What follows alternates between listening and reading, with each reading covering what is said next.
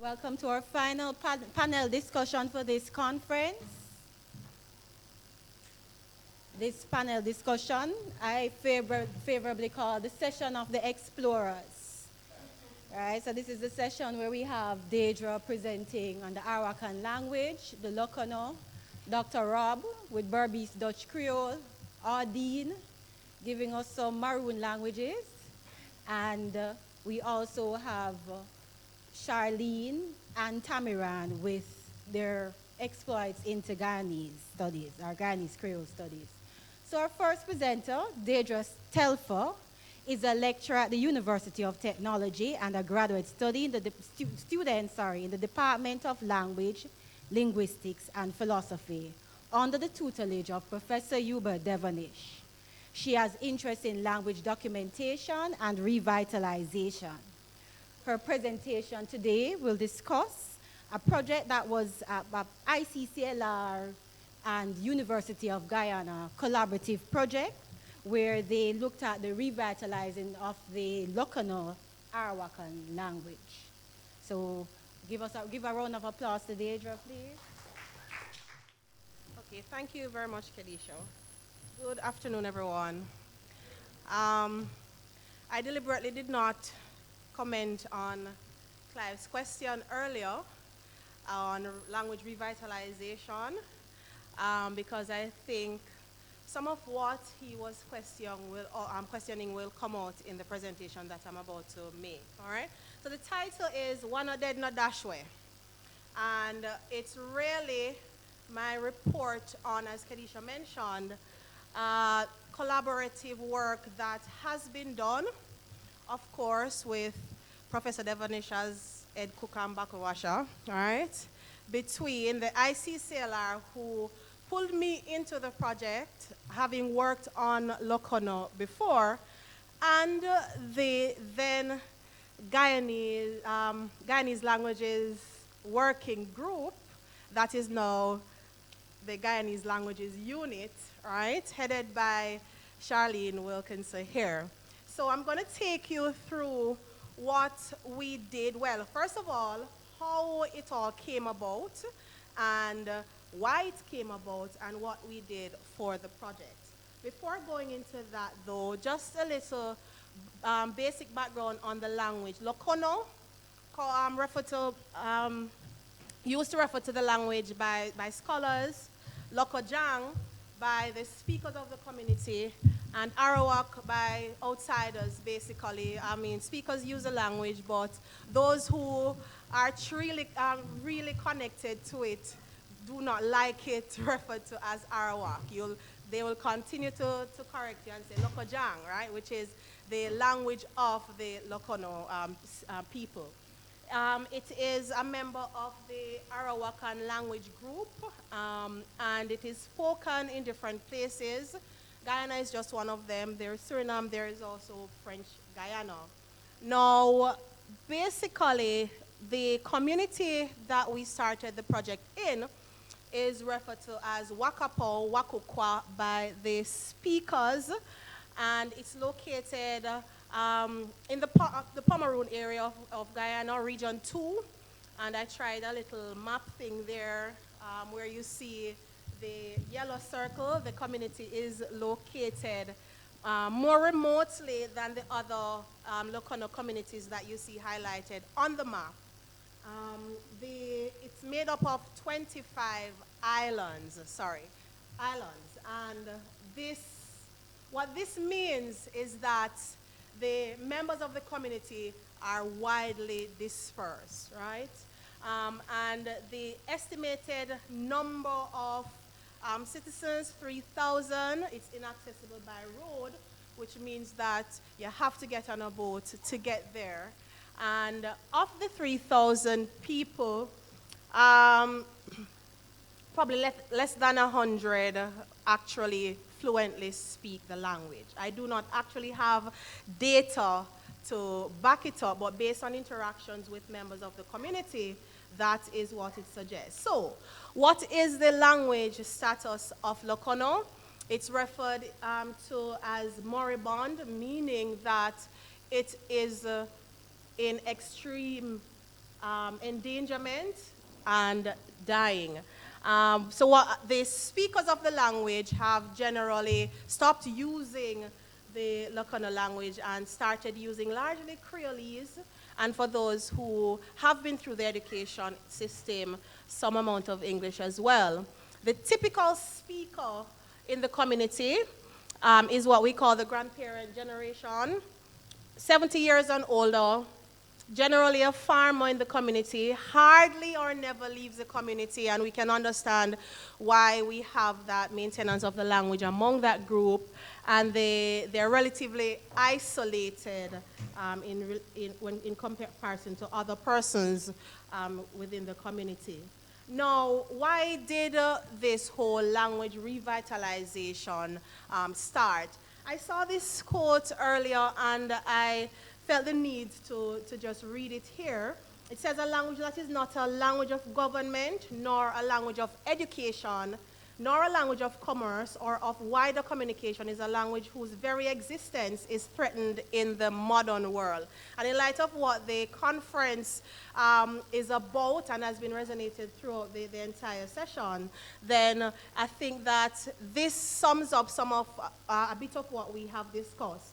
And it's basically explaining the position that Lokono is in. It's not a language of government. It's not a language of education. It's not a language of commerce, right? It's only used among very few persons in the community. And for that reason, it is now threatened and approaching death. So the language revitalization effort is really an attempt to strengthen the language by bringing the language to a new generation of language learners, and in doing so, will halt and reverse the extinction of the Lokono language. So that is what language revitalization is, regardless of the context. So we have a very large task ahead of us where this is concerned, but every miko make a moko, so we started. How did it start? The then to show, because there is change in government, of Wakapo reached out to Charlene Wilkinson at a Tushol conference seeking assistance with language revitalization. I think that was triggered by a bit of funding that the community got from the Guyanese government to start a project. Their idea of a language revitalization project essentially was holding a few classes in the evenings with just about anybody who turns up. And the sessions were supposed to be facilitated by Priest Jones, an elder in the community who is highly respected, knows the language, but of course is not using any specific strategy for these classes. So young, old, in between are invited to the sessions, and so they wanted assistance from Charlene. Charlene then reached out to, Hubert Devonish. I'm changing your name, Prof. The then head of JLU and the head of the International Center for Caribbean Language Research, and he then pulled me in, and in pulling me in, I was able to visit the community earlier this year and start preliminary activities. He also has reached out to Anita Barrett from Belize, who is a speaker of Garifuna, a close relative of Lokono, and a language and education specialist, because one of the things coming out of the trip, which you'll see, is the need to introduce the language in the school system in order for it to be as effective as possible. So the purpose of the project really is to initiate language revitalization activities in the community, and the ultimate objective is to produce a generation of children who have Lokono as at least one of their first languages. Well, native languages. Let's not use first as we learned yesterday. The plan for the beginning of the project was split in two. We started out with a fact-finding mission in October 2017 done by Charlene, Tami, and others from Guyana to initiate interactions with the community and to do a little language attitude survey, which I'll show you some of the results of later on. The second trip was done in January 2018, and it was a collaboration. I went in, I met up with the group from Guyana, which included some students from the University of Guyana as well. And the aim was to conduct a language needs or a language, do a language assessment survey to see what kinds of resources do we have, what would be the needs of the community, what would be the best approaches to take in actually getting a revitalization project started. And we didn't just want to go finding more information, we wanted to actually start something. And we went in with a plan of a few activities. One of those is to introduce a writing system for the language. So we had workshops surrounding that, as well as to interact with members of the community regarding other approaches. How possible would it have been to have, for example, a family programming type of setting where we have persons of different generations in the same household, and who the oldest person would know the language and be able to impart it to others. How possible would it be to have a master apprentice kind of setting where, even though there might not be families, somebody close by who knows the language could facilitate somebody else who is willing to learn the language. So we had quite an ambitious plan going in January. I can't describe it any other way, but we wanted to go and see what was possible. And then, as any field linguist knows, what you go in with as a plan and what actually happens are two completely different things, which we also experienced in this trip as well. So the first thing I'm going to look at, the results of the little survey that we did about the language attitudes, and then talk to you about a few of the activities that we looked at based on what the community seems to need, as well as what best practices suggest for effective language revitalization. All right?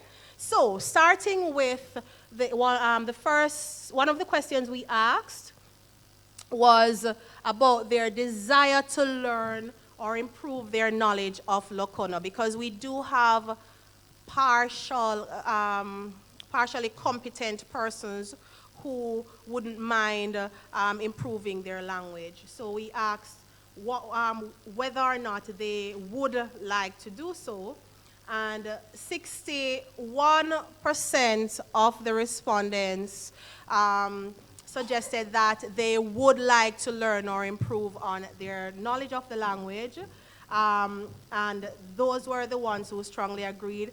The ones that said 23%, yes, they would like to learn, but it's not as,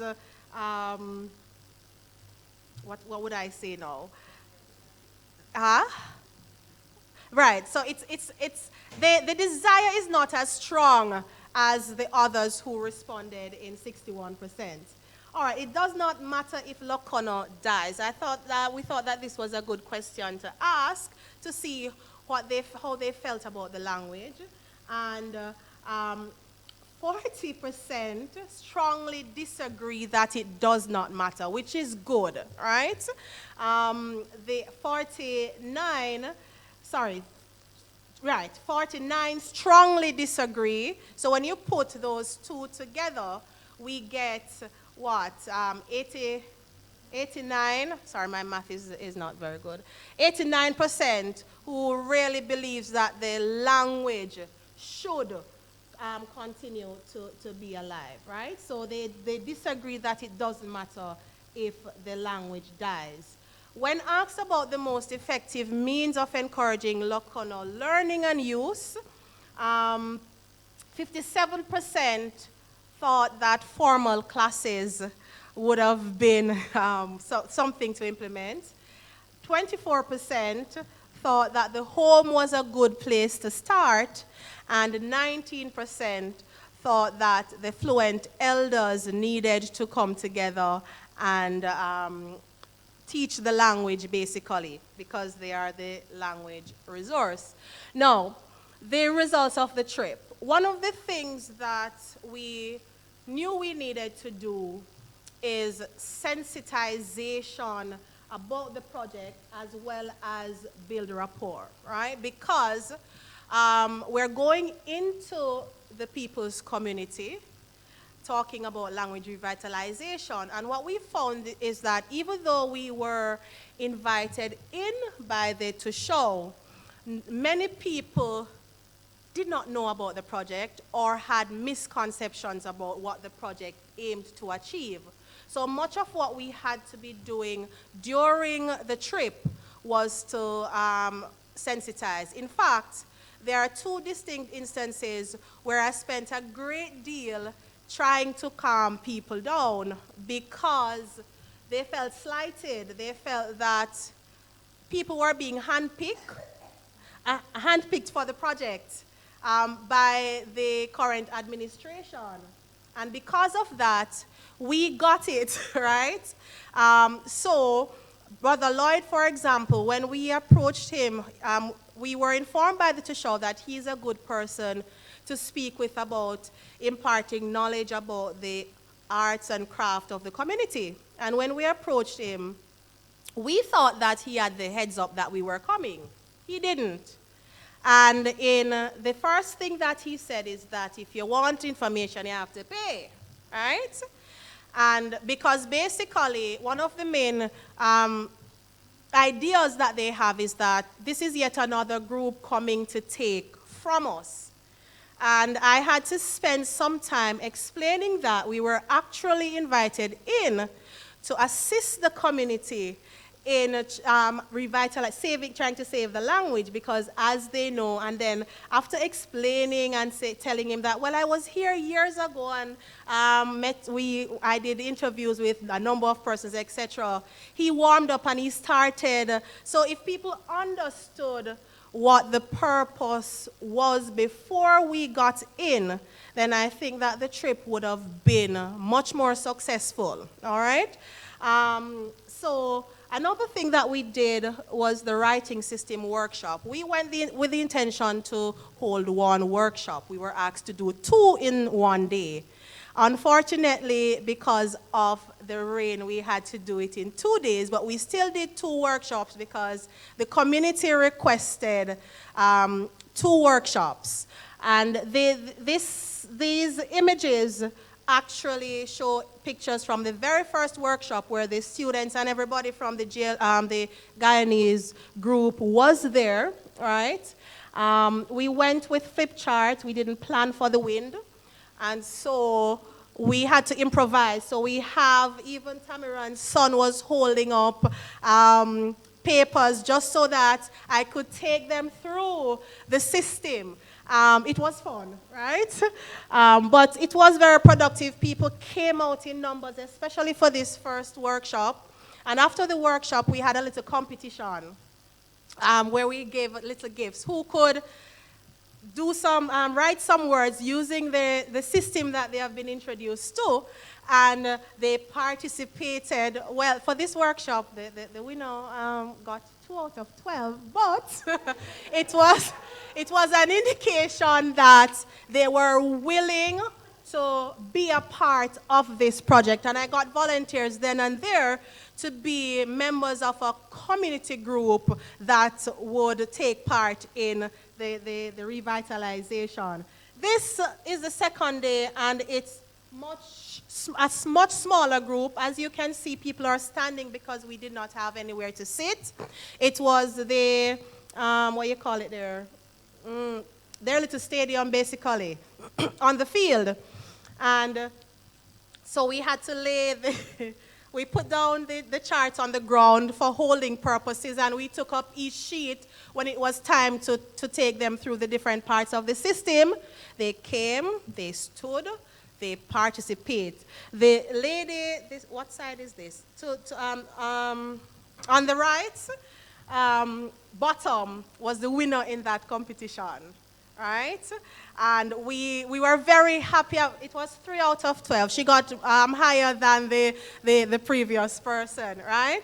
And we felt very proud about that, right? All in all, we felt good about the writing system workshop. One of the main aims was to get feedback on some of the touchy areas that might be different in different varieties, for example. One of let me see if I can give you an example. A word that has chi, you say sabanchi, right? Underlyingly, the form is sabanti. However, they have never said sabanti.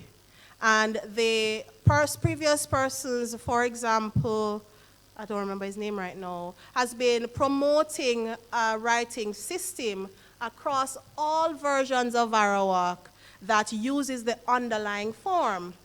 But nobody there uses that form. And when asked about it, they say, well, we'd prefer to use what we say, basically, because they would not be able to relate to that. Plus, it would take quite a bit of explaining. So that was one of the purposes of the introducing that at that time. Family programming was one of the other areas that we looked at, where we encouraged persons to start using the language more in their homes. For example, I was telling Mr. Cabral here that set aside an hour or so, where that is all you talk to the children, so that a little a day they get introduced to more of the language as they go along. And then to identify cultural events or practices that we could target, for example, in preparing lessons, etc., and as a part of documentation. We got a little brighter out of the trip. We were able to not only be in Wakapo, but we met with the Tushaw of the Lake Mainstay community, who was very interested and would want to be a part of the trip. We met with the village council in the Akawini community, who wanted to be a part of the trip. And through Tami and her students, we had interactions with members from Kapui and Mashabo, who also expressed interest. So we kind of want to see how best we can make it a kind of Essequiban revitalization project going forward. I'm going to skip through because I'm out of time. Just some of the challenges. The strong dependence on the team, the common misconception we mentioned earlier. No money is a big challenge, right? So one of the aims is to seek funding. Digicel, for example, has one of their highest towers in the Wakapo community. So we're looking how we can target them as well, all right? And that looks like it, okay? Thank you. Okay, thank you, Daidriah. Very informative. Because of the time constraints, we'll allow for 2 questions. So I like your approach of interacting with the members of the community and asking them, what is it that you want from your own language? And, here is what we can do, and here are some suggestions. What has been the ongoing, activity since you've left, right? So now that you are no longer there, kind of pushing things, did it slow down? So that's my question. And the comment was, be wary of the involvement of corporatization in things like places like Digicel, and because I'm wondering, suppose it was a place like an alcoholic beverage or something like that that was nearby. I mean, would you involve them too? So be wary of the kind of corporate involvement that you want to carry into the community, because it could rob certain things from this community. So that's... Okay, well, to answer your question, yes, things did slow down, and it's one of the things that I had as under the topic challenge, that the dependence on us as external persons to keep things going. However, Skeeter Thomas has been, who is a member of the community, and a young member of the community, has been central in the whole project so far. I know that the lessons that were originally planned to be held by the priest, those were actually done. And in speaking to Skeeter recently, they have formed a committee for the language revitalization, and they have been meeting to see where they can start to do certain things. What I can't report on is whether the families that I spoke to then are actually using more of the language, all right? But that's one of the things that the committee is set up to achieve, to kind of help in the monitoring process and to keep in touch. But one of the things that is also needed are resources, materials that have to be developed, which is kind of where I come in mostly. For example, the priest is using an alphabet chart. When I spoke with him about it, I was impressed to see that he had his alphabet chart up. When I spoke to him about it, he said somebody asked him to do it years ago, but he has not yet completed because he cannot find a word that begins with Q and X or something like that. Yes, and I said to him, that's because you're trying to reproduce what is in English, right?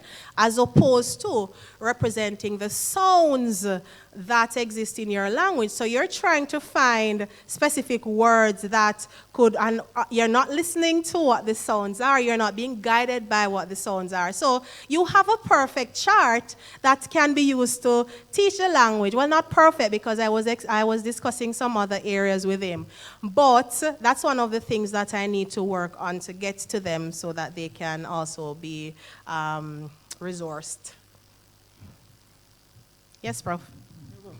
First of all, clearly a plug for the field trips. You see how you're talking confident to me, I'm a big expert, right? Okay? Yeah, but no, but it's true, because I couldn't help listening to you and saying, but I remember when you were just going in there, you know, like, yes. I know you, that is good, right? In other words, to be honest, I was kind of in my element in the field. I was like, I really enjoyed it. Good.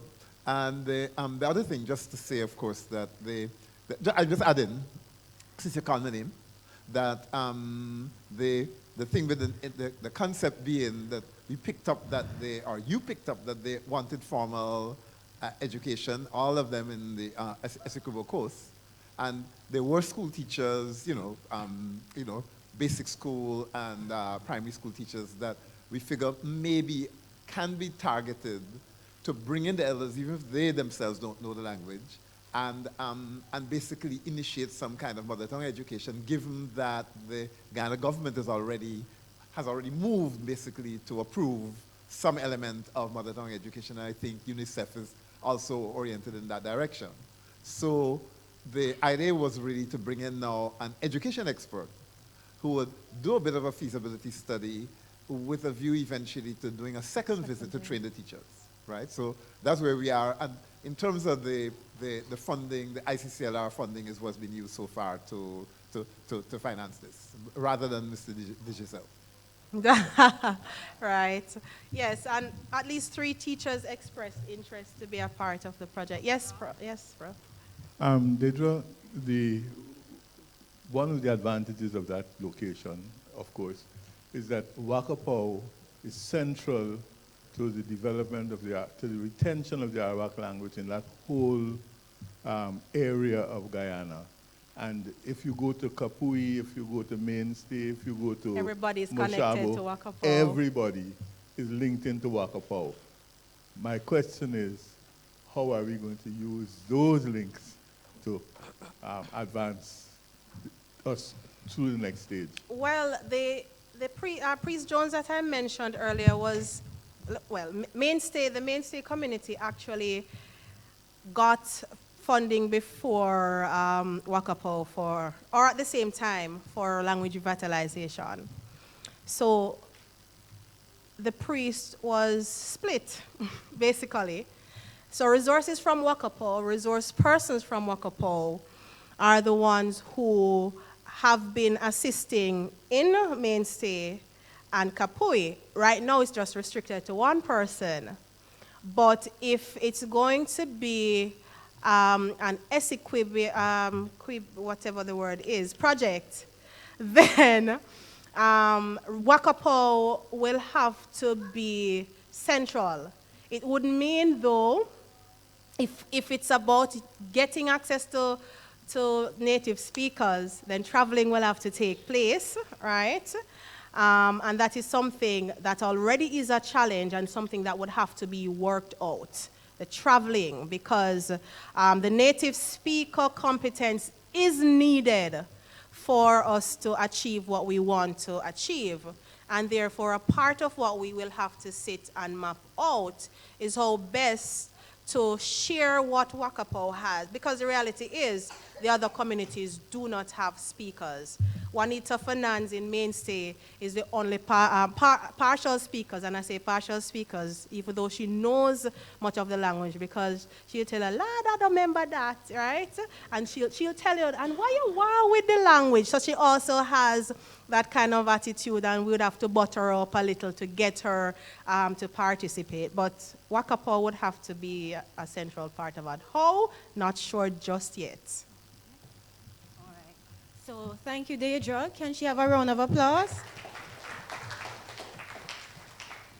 All right, our next presenter, Audine Henry Harvey. So Audine is a lecturer at the University of Technology, Western Campus, where she is the faculty coordinator in the Faculty of Education and Liberal Studies. She's also another graduate student of Professor Devonish and has research interests in areas such as linguistic anthropology, languages in education, language use in Jamaican music, and the general field of sociolinguistics. Let us welcome Audine. Good afternoon, everybody. Okay, so the title of my presentation is Linguistic Fieldwork in a Ritual Context, a Model. And it's really my thoughts on how it is that linguistic fieldwork is conducted in situations where ritual languages exist, specifically related to the languages of the Maroons of Moortown, Jamaica, and that is located in Portland. So there are two primary strands of linguistic fieldwork, or two primary approaches to linguistic fieldwork that are taken. One is that linguistic fieldwork can be descriptive. So typically, and that is like what Daidriah does. So typically, linguistic fieldwork is done by descriptive linguists who record, transcribe, and analyze a previously undescribed or underdescribed language. It is carried out through observation of people using their language in natural daily interactions, and the result is usually a part or full description of the grammar of the language being studied. So it involves documentation. The aim is usually for preservation of that language if it is under threat. The focus is on looking at systems like syntax, phonology, and morphology. And in general, it is used to broaden knowledge of the languages and the linguistic systems in which, within which they fall, and typically rely on various strategies of direct elicitation of data. Another approach is anthropological type of linguistic fieldwork.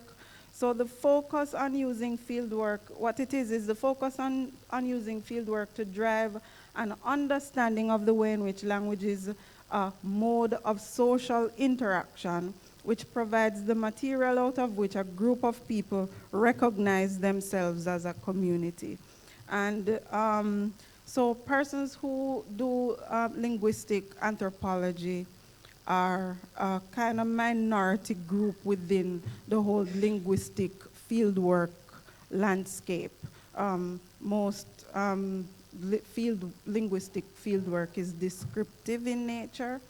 So anthropological or linguistic anthropology, because anthropological linguistics is slightly different, is a means of gaining ethnographic knowledge.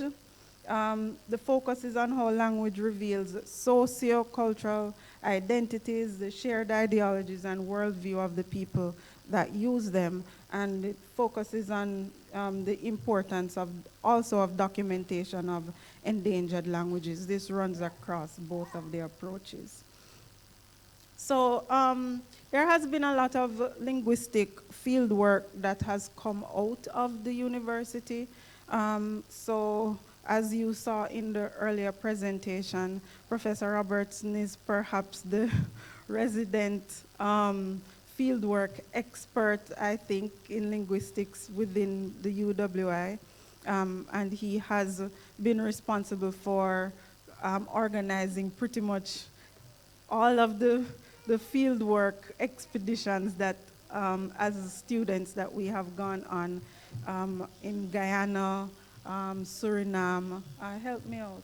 Where else? What?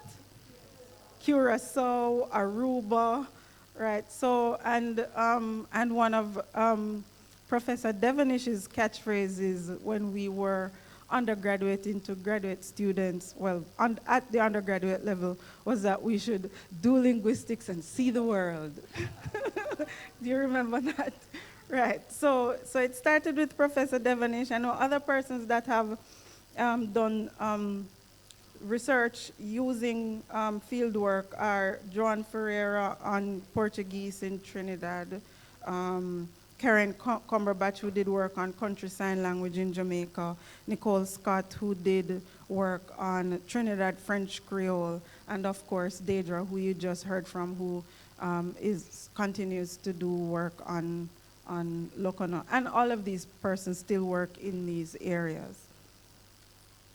So, so in terms of focus on ritual languages in the Caribbean, there isn't a whole lot in terms of linguistics. I think Maureen Warner-Lewis's focus on Trinidad Yoruba is perhaps the best example.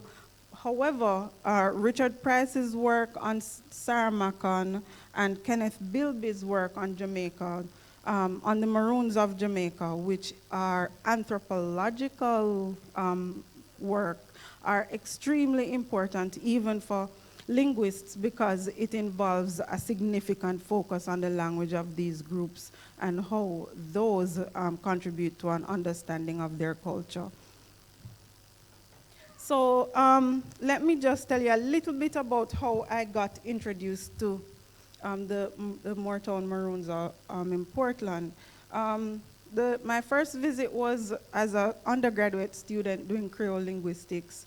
And then subsequent to that, I lived in the community while I conducted fieldwork as a graduate student.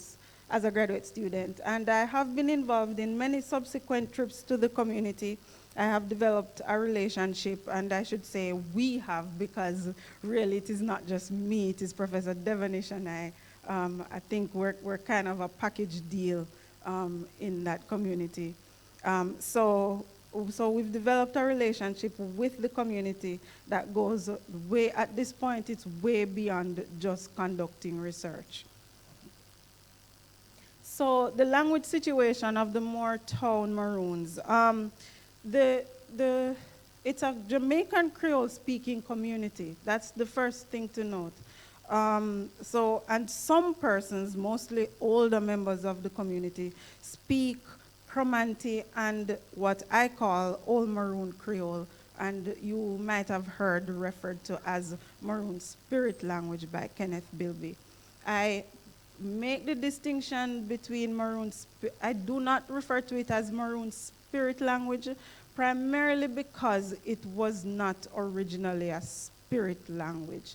It was originally just a Creole language that later became used in spiritual contexts. So in referring to it as Old Maroon Creole, I'm just referring to it in the way that it was used and the way that the speakers of it refer to it. In fact, they don't even call it Old Maroon Creole. They just call it like how the old people used to talk. So they don't actually have an official name for the language. So these two languages, however, are recognized by Maroons as their ancestral languages. They are used now in very limited contexts, primarily in rituals practiced by the community. And the primary rituals are chromantic play, and chromantic play doesn't really happen in the community anymore. Or I shouldn't say it doesn't happen. It is possible that it does happen, but it's so secretly done that if it were taking place, nobody would talk about it.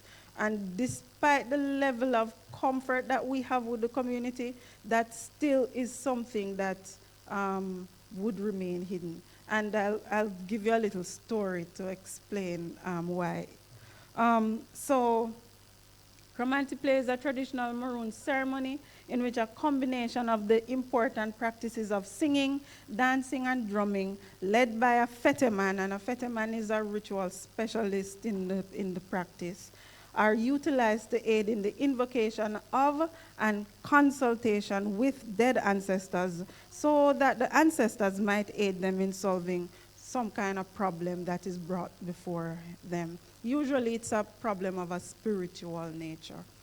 A salo is a ritual healing of an individual that is done privately, especially if it has been determined that the illness is not severe enough to warrant a chromantic play. So in the modern situation, most Maroons would have that kind of practice, a salo. Or it could be that they would just do what Maroons call rub trash.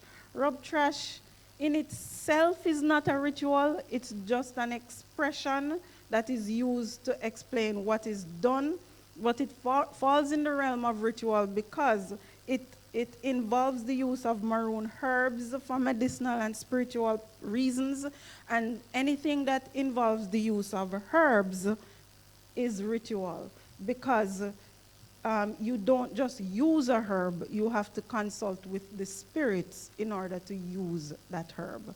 And because of that, it has to fall within that realm. And then there are other performances carried out in the community that are ritualistic. So Nanny Day celebrations, for example, in those instances, the cultural groups would perform Maroon songs and dances and sometimes reenactments. There are also sometimes a bang blowing at Christmas, and that's very ritualistic. And then when there's a death, of course, the wakes usually have, depending on who the person is and their level of importance in the community, in participation in various rituals, there would be drumming and spirit catching. And catching spirit is when a Maroon becomes, possessed by an ancestral spirit. Outside of that, though, there is a fairly large corpus, outside of those primary ritual contexts in which chromantic and Old Maroon Creole are used, there is a fairly large body of just words, large corpus, both for chromantic and to a lesser extent for Old Maroon Creole, and these are known to varying degrees by different members of the community. And so to emphasize their Maroonness, or they would insert them into conversations, whether among themselves or if they're talking to outsiders.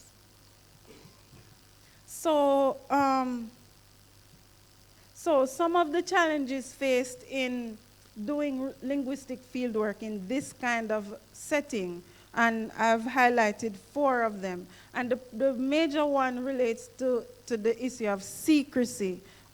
So there's a general belief that has been presented in literature that talks about the language, the Maroons, supported by Maroons themselves, believed also by non-Maroons, that Maroons are a very secretive people, that they don't share anything with you about their language and about their culture, because it has to be protected and preserved. However, in terms of linguistic, we do know some information about the languages that have been recorded. Dalby, Hall Elaine have made some inroads in doing short studies on Cromanti. And even Kenneth Bilby did some linguistic work on Old Maroon Creole. And then historically and anthropologically, there's much more that has been done, and I'm just including ones that talk about Maroons in the kind of more, 20th century, which would include Kopitov, Agorsa, well, not Carey so much, Zips, and a lot of work that has been done by Kenneth Bilby, including his very seminal, I think, maybe not seminal, but very good book published in 2015 called True Born Maroons. So is the idea of secrecy in this community a myth, or is it that there is just a need to understand the complex dynamics that result in secrecy or relative openness with researchers? So I think that is one major challenge, this issue of secrecy and how researchers have to deal with it. So, so I've found within the Moortown community that what determines the level of secrecy is really very personal and specific to specific members of the community. There is no code of secrecy that exists within the community. And this is something that I didn't know at the beginning, but knowledge that I gained over time. So the spoken Maroon belief is that Maroons have to carefully guard their knowledge and culture depending on who they're communicating with. And this really covers everybody, whether it is Maroon communicating with a nigger, which is the term that applies to all black non-Maroons, or Maroons communicating with a bongo man. And a bongo man is like a African like a Maroon, but from a different area of Africa, not as witty, not as knowledgeable, and not and doesn't have a distinct language in the way that Maroon does. It typically applies to the Kikongo, the descendants of the Kikongo group who live in St. Thomas. And I think they have a distinct name for them because there has historically been a close, kind of link between Maroons in Portland and those in St. Thomas. There's also a difference in how Maroons relate to white Amigo, who are half Maroons, and how they relate to Maroons themselves. All of these groups are treated in different ways, or in the same way pretty much in terms of how secretive Maroons are. So, I'm sorry, I don't know, it changed. So I'll give you one situation. One of my informants, and we're calling the informant LP, with whom Kenneth Bilby lived while he did research in Moortown between 1979 and 1980, was most stern when she discussed with me what Maroons should and should not do. So what she said is that the Maroon should never marry to an outsider because we have our secret, and that is what breaks down our business, because it should never happen.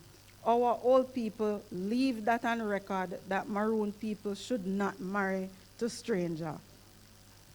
So in addition to that, she explained that she had 5 children, and of the 5, she had only passed on what she knew about the Maroon language and culture to one of those children, because only one of them showed a propensity for, being able to handle that knowledge.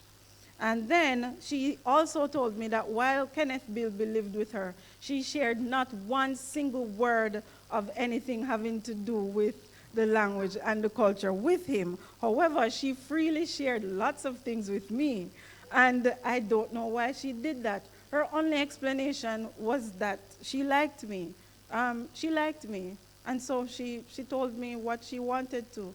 So I got lots of information, lots of songs, rich songs that were very important in the data that I collected. Stories, language fragments of Cromanti and Old Maroon Creole, and that was her only explanation. And then another informant who I can name, Isaac Bernard, who was one of my primary informants, simply shared information with me because he thought I was a white Amigl, I was a half Maroon.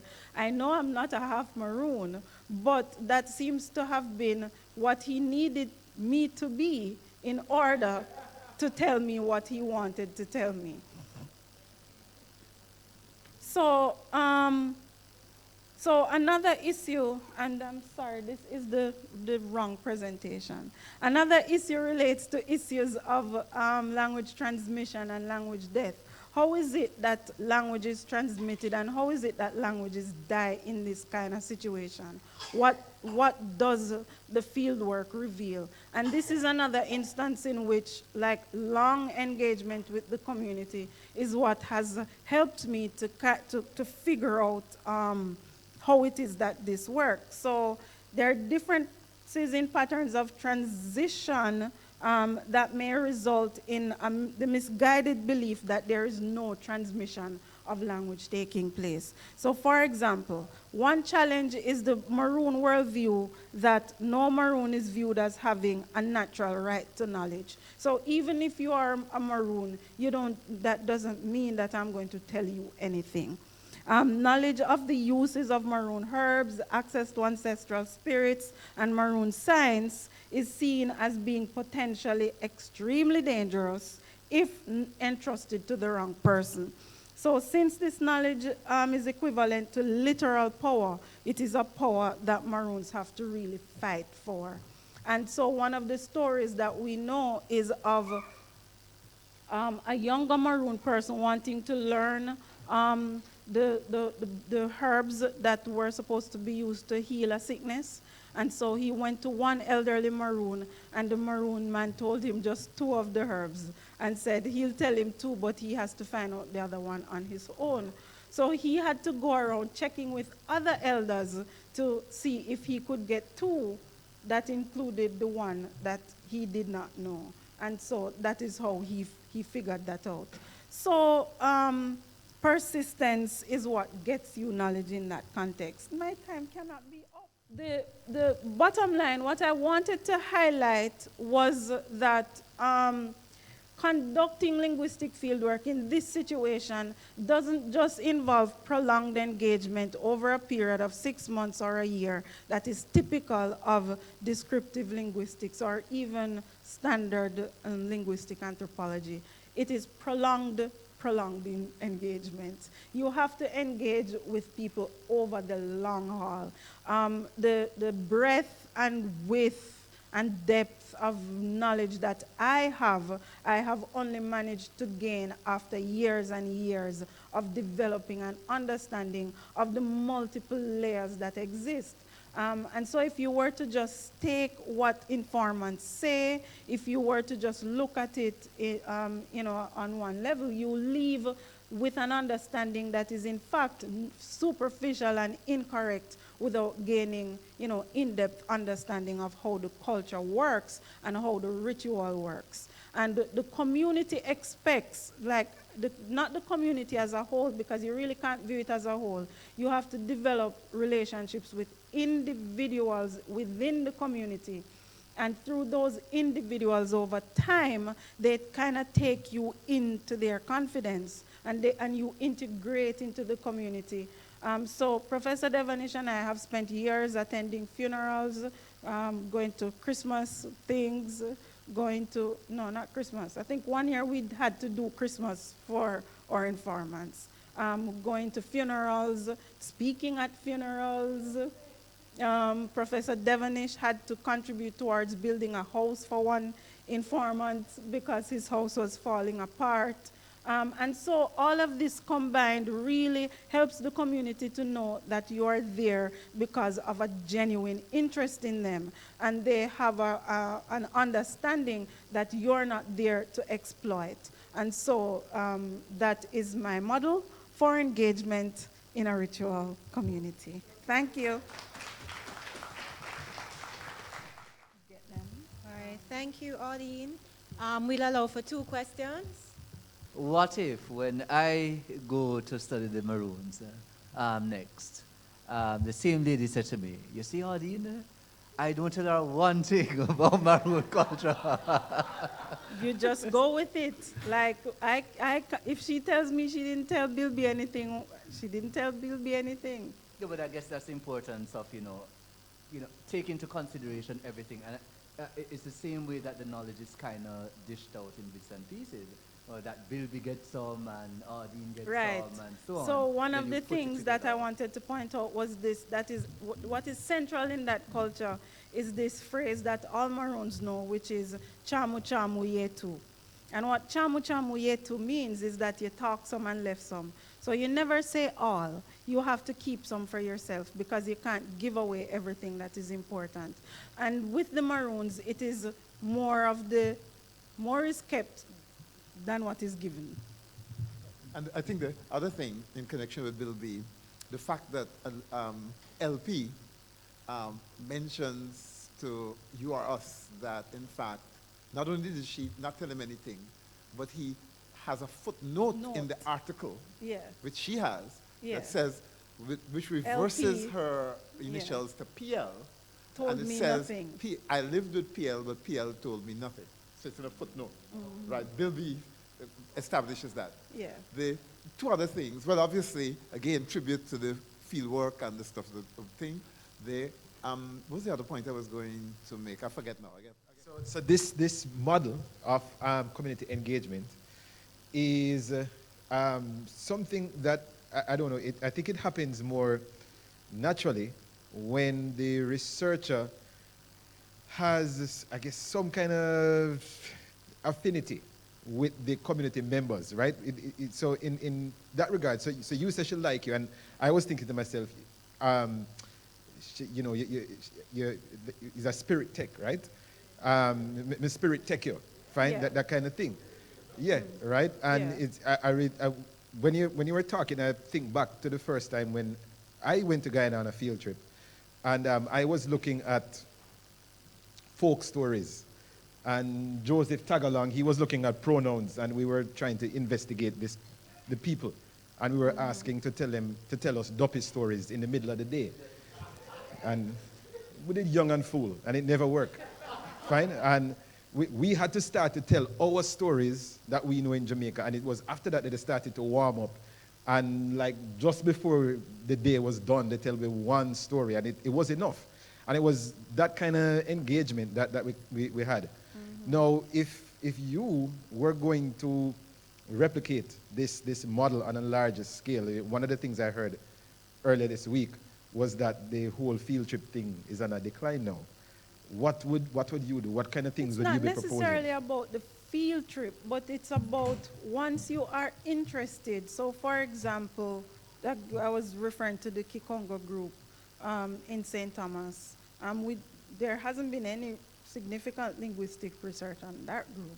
If somebody wanted to do research on that group, what would it require? It's not about a field trip, it's about how, as a researcher, you're going to approach how you engage with that community. And you have to be willing to, you have to understand, and I think it would be a similar experience in that community. You have to understand that you can't just go in, you can't just stay, even if you were to stay for a couple months, what you're going to leave with is not going to be a significant understanding of how the language and the culture works. It just doesn't work in that way. So for example, one thing, let me try to get this in because I didn't get to say it. One thing that I wanted to highlight too about this in Moortown, that ritual culture, is that the issue of when persons say they are not into the culture. So for example, when I went to Moortown, I thought that I would seek out who the specialists in Maroon culture were, and that is what I did. So I engaged with all of these old people because they were the persons that were knowledgeable. So I developed great relationships with many of them. The young people, not so much, because I didn't think that they knew anything. I spoke to some young people, obviously, because you're in the community and you interact with them, but not for the purposes of research. And it was after I left Moortown and began going back to Moortown that I realized the wealth of knowledge that young people have. So for example, rituals, the way that I found out that rituals can be individual and private, not a solo involving a ritual specialist or a rub trash involving a ritual specialist, but rub trash does involving yourself in your own yard. And you know how I found that out? One person who was not an informant had a situation, which I found out about. And that's the thing, when you develop this relationship, it's almost that you're a part of the community politics. So everybody tells you everything that is going on. So when I go back to the community, whatever major things happened while I was not there, I get detailed reports on. So I heard of one situation in which somebody, an older lady, well, a middle-aged woman, has a daughter that lives in Kingston. The daughter works. She did not know that the daughter was sick, but she had a dream. And in that dream, she saw her grandmother. And the grandmother told her that she need to call the daughter to come home right now because something wrong with her. So she called the daughter to say, what is happening? And then the daughter says, nothing. You sure you're sick? Well, I have a cut on my foot. I've had it for the past month and the cut won't get better. So the mother says, come home this weekend. This weekend, come home right away. When she comes home, the mother gets another dream. And she sees the grandmother, and the grandmother tells her which specific herbs she's supposed to go and collect, how she's supposed to collect the herbs, how she's supposed to use them, what she's supposed to do with them to heal the daughter's cut. Because obviously this is not a normal cut. This is an illness that is spiritual in nature. And this is somebody who has declared she doesn't like Maroons. They're evil, and they love to go to graveyard to call up ghosts, and she doesn't go to any of their celebrations, and she's not into any of it.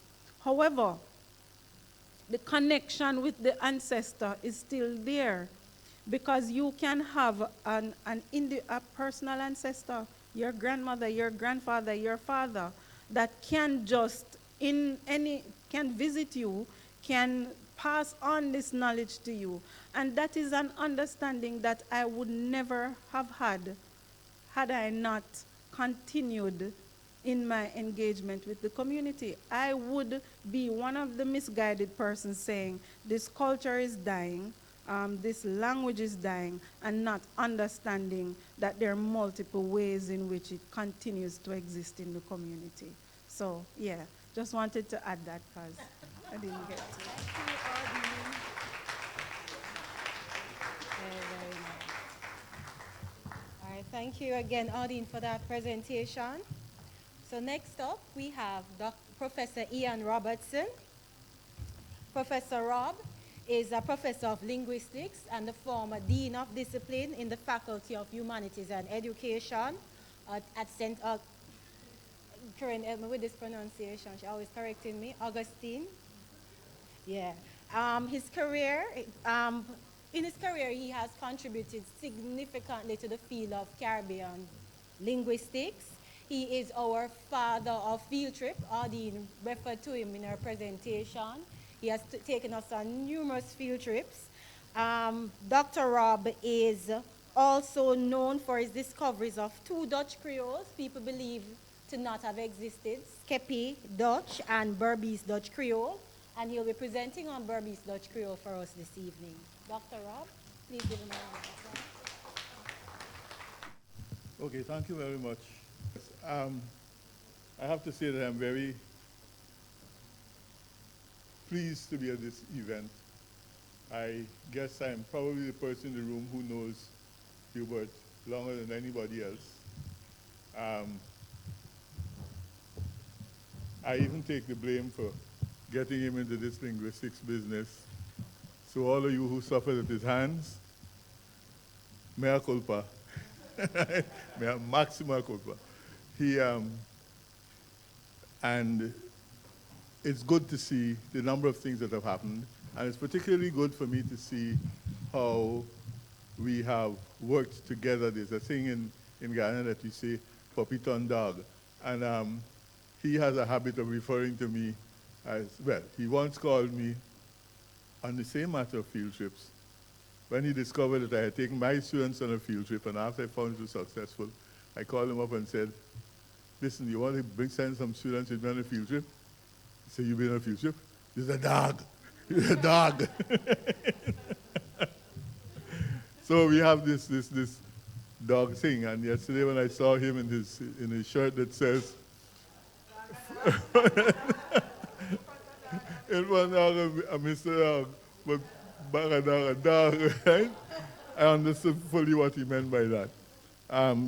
So it's good to be here and to see anybody come to this, or people beginning to recognize the kinds of significant contributions that he has made. Now, I am really going to try to get through this as quickly as possible, largely because it is again another part of my link with the Berbice Dutch community, and again, it's another dimension of field work that I find so very fascinating. Everybody knows I believe linguistics lives in the field.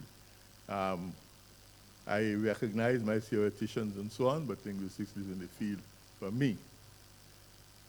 So the people I want to talk about, the situation I want to talk about, in fact, relates to two interviews which I happen to have done round about the time when we visited, just after we visited Bertha Bell on the visit before the last one, because I did go back like 2 weeks later.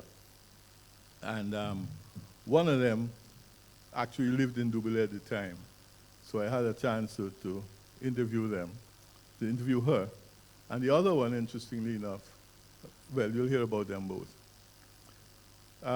Now, the informants were all, at the time, in their 70s. One was 72, the other one was, well, she didn't tell me her age, but I guess she was in her 70s as well. The male was, in fact, the son of Henny Hartman, whom I had interviewed in, I think, maybe 1979, 80, sometime like that, and who I think Sylvia would have interviewed as well subsequently. And the female was to discover the niece of one of the very first people that I interviewed back in 1975, and a lady who died within a few months of my interviewing her. And this business of people dying on my hands has become so familiar that I have developed a reputation as the midwife of language death. Interestingly, they were born on the Wiruni Creek, and the Wiruni Creek is a very important location in the final stages of Berbice Dutch, because it just seems as if most of the people who retained Berbice Dutch were from that area, although they might have moved to several other places and might have had a number of different experiences. They also lived in different places. One of them lived on Double A Ranch. She died within 2 months of my doing that, that recording. And the other one, I think he's still alive, but he was the younger brother of the lady that we saw, the 96-year-old lady, 99-year-old, 98.11 lady that we saw in the video a little while ago. So that these were the two people with whom I had an opportunity to conduct 2 half-an-hour interviews, and I found them very interesting. When I heard about this thing, I said to me, listen, what on earth could I just look in the old papers and find and come and talk about? And I thought that what I should do is talk a little bit about the experience of dealing with them. First of all, I want to see that throughout the interview with them,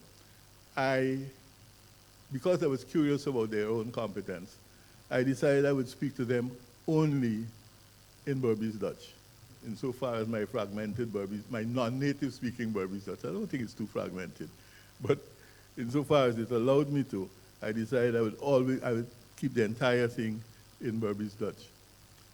What was striking to me was the way in which they responded. So I was also interested in the kind of language that they used in response to what I was saying to them. And I decided to use these things as some kind of measure of their own competence.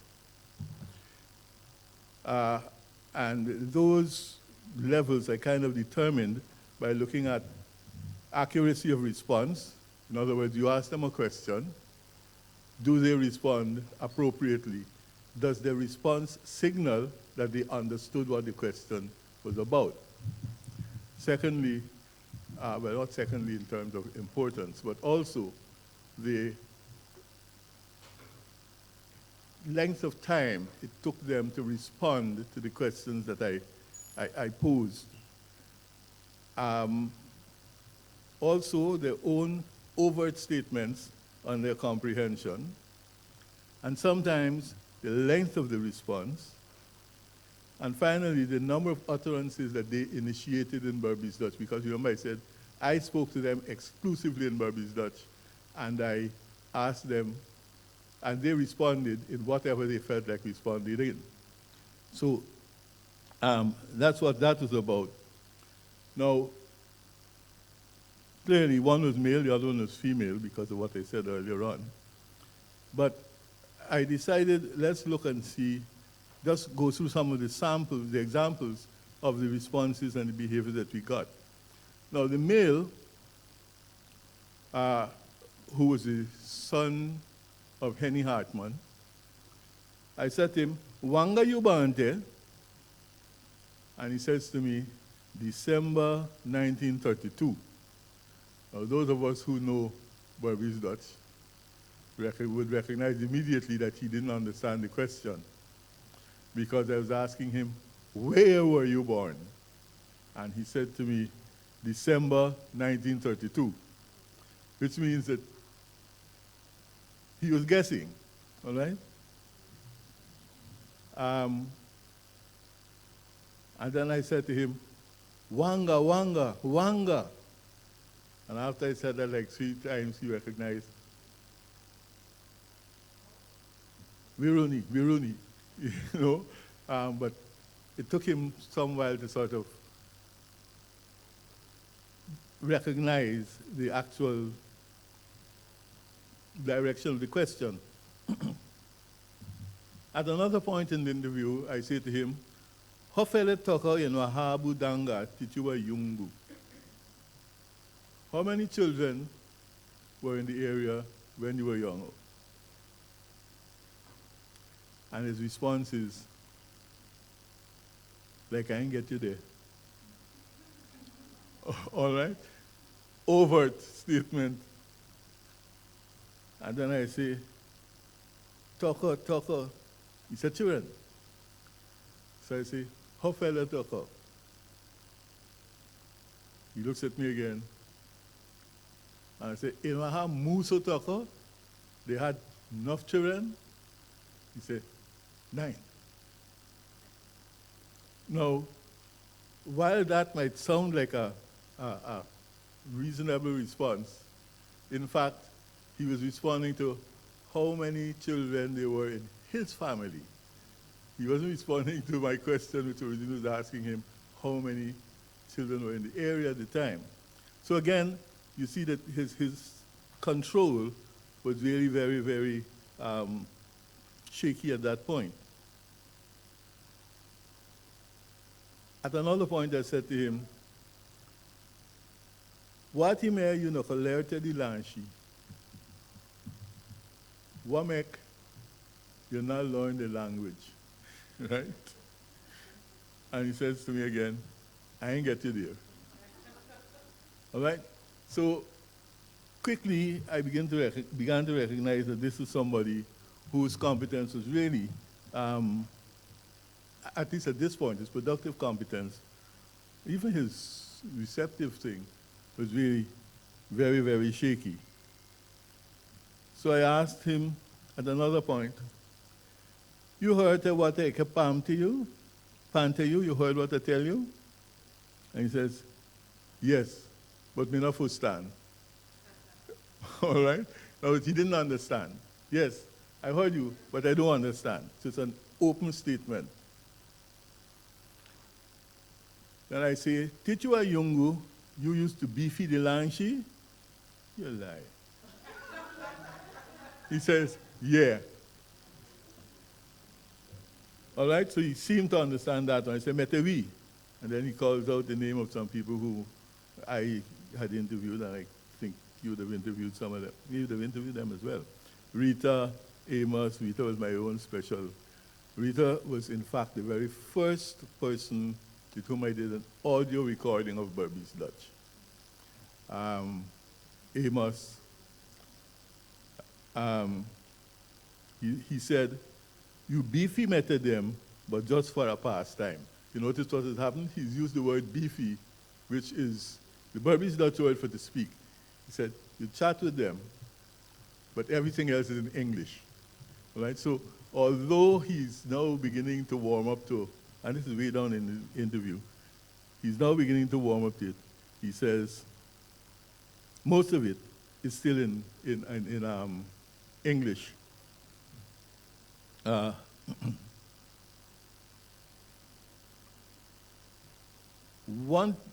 Towards the end, I said to him,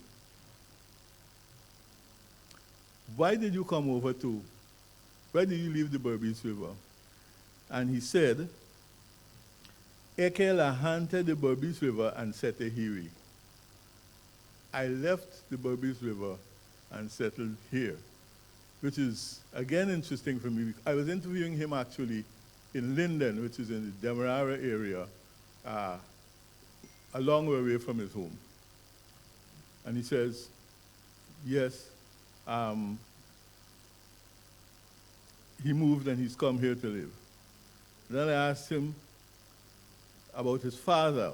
I was asking him, in fact, I gave the wrong name. His father was staying at, and he said to me, no. He seemed to understand that. Yeah, Komaka, near where you met him, when he beefy met you, he shingy, all right? And so you see he's sticking in a few Berbice Dutch words again, but again, the very familiar words, beefy and shingy. And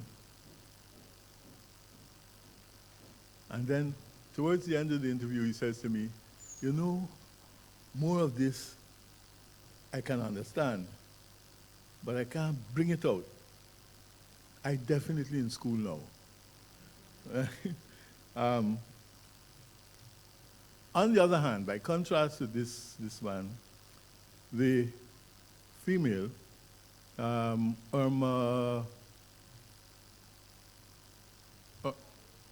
Irene Melville, yes.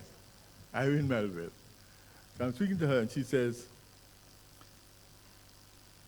I said to her, Eke kumte mete eke yerma, eke trau yerma, and eke esti toka, een man toka. I'm saying, I came here with my wife, my married wife, right? And it's important in Babis to distinguish between your yerma and your trau yerma, right? and my eldest son, a boy, right, a male. And she responds, this is the opening of our conversation, and she responds, that is nice. She clearly understood what I had said to her. Then I said to her, Wanga you bante, which is my kind of stock question for anybody that I'm interviewing. Where were you born? She says, Wiruni. But then she goes on, home, not in hospital. See?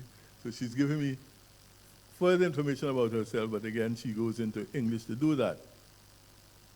And then I asked her, Yende Papa used to beefy the language? Your father used to speak the language? No. Ori Fustan, but Orika Beefika. Now this is early in the interview. See how quickly she's into the Berbice Dutch. He's saying, no, he could understand, but he couldn't speak it.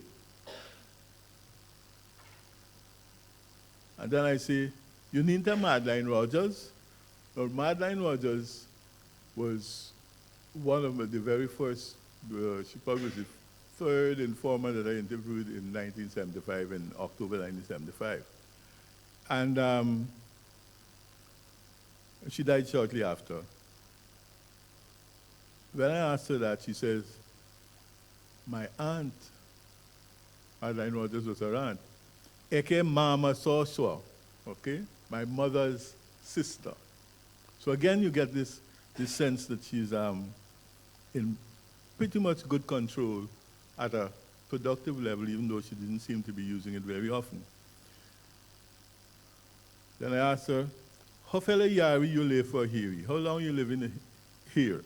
And she says, Diwari been in this house? How long have you been living there?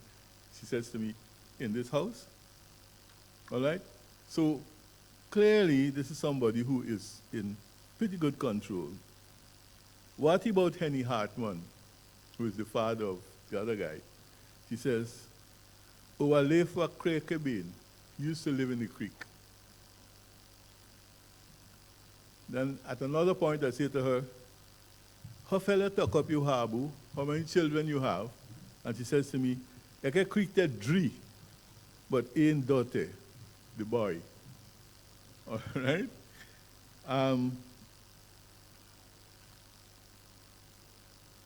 But then she volunteered a number of utterances. She initiated a number of utterances in Berbice Dutch, and that is what, to my mind, made the big difference between her and the other guy.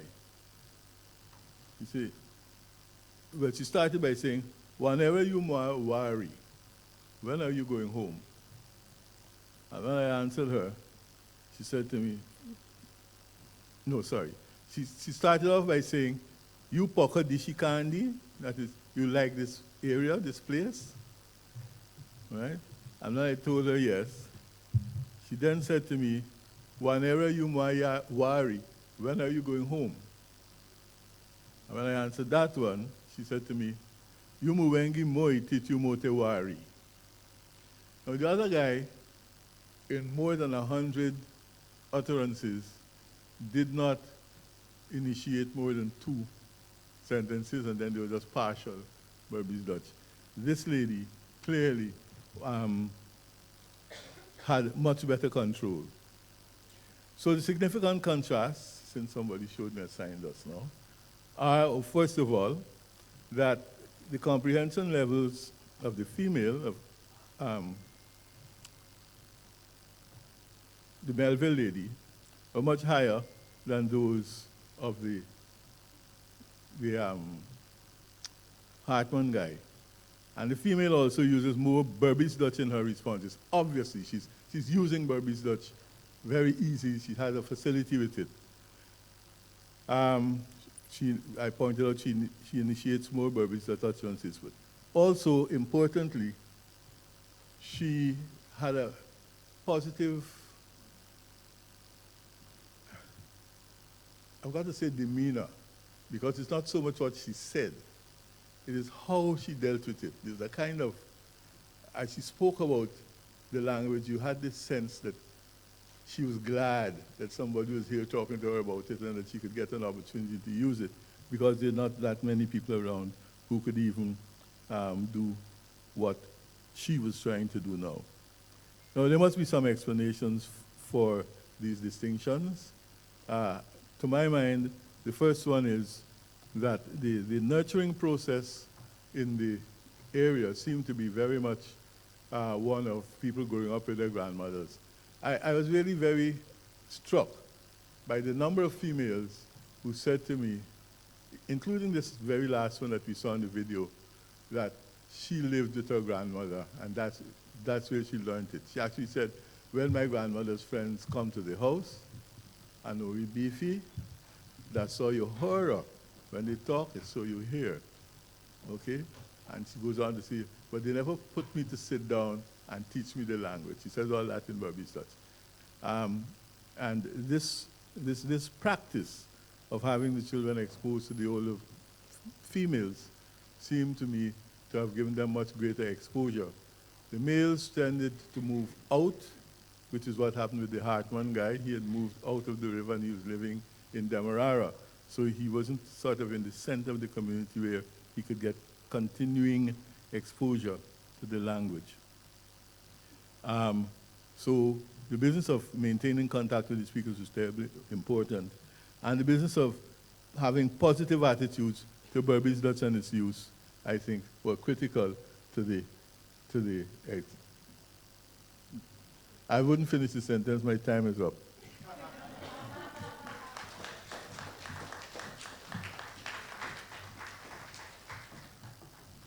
Thank you, Dr. Rob. Any questions? Comments?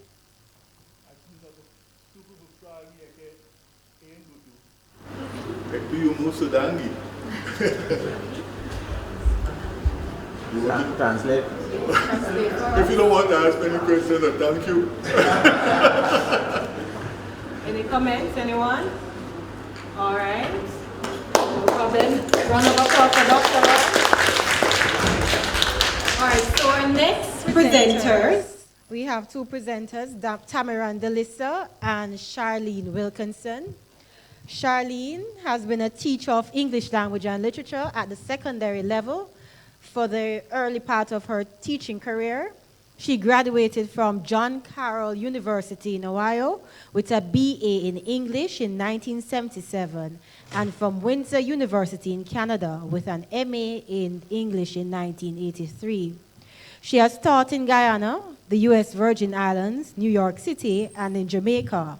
She has also worked as a journalist and amateur theater director. She's currently a lecturer in the Department of Language and Cultural Studies in the Faculty of Education and Humanities at the University of Guyana. Her chief passions are education in the literary arts and teaching, creative writing, and drama. And she's now actively involved in language rights advocacy. So that's Charlene Wilkinson.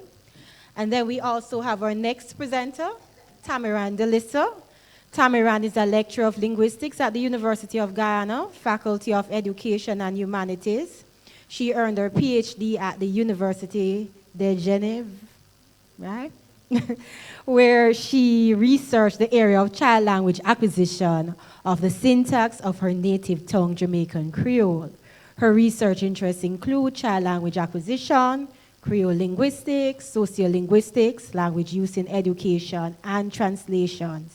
She is a translator of two classical novels, The Petit Prince and Alice's Adventures in Wonderland, in Jamaican Creole. Let us welcome Tami and Charlene. Okay, greetings, everyone. This is really what we would like to introduce you to today, the colloquium that happened in 2016, and how that transformed into the Guyanese Languages Unit. Hello, everyone. All right, so I'm just going to quickly outline how we're going to run through the presentation. First, we will have the aims, followed by the background, We will go briefly into Charlene's journey, which led to the activism at the University of Guyana. And then we will hear about Tamir's journey and how she came to Guyana and the entire formation of the GLU and the initiatives we now have. And then we'll ask you to dream with us a bit, because we need to dream very confidently about the future of the University of Guyana. So what we will do, take you through the activism that happened.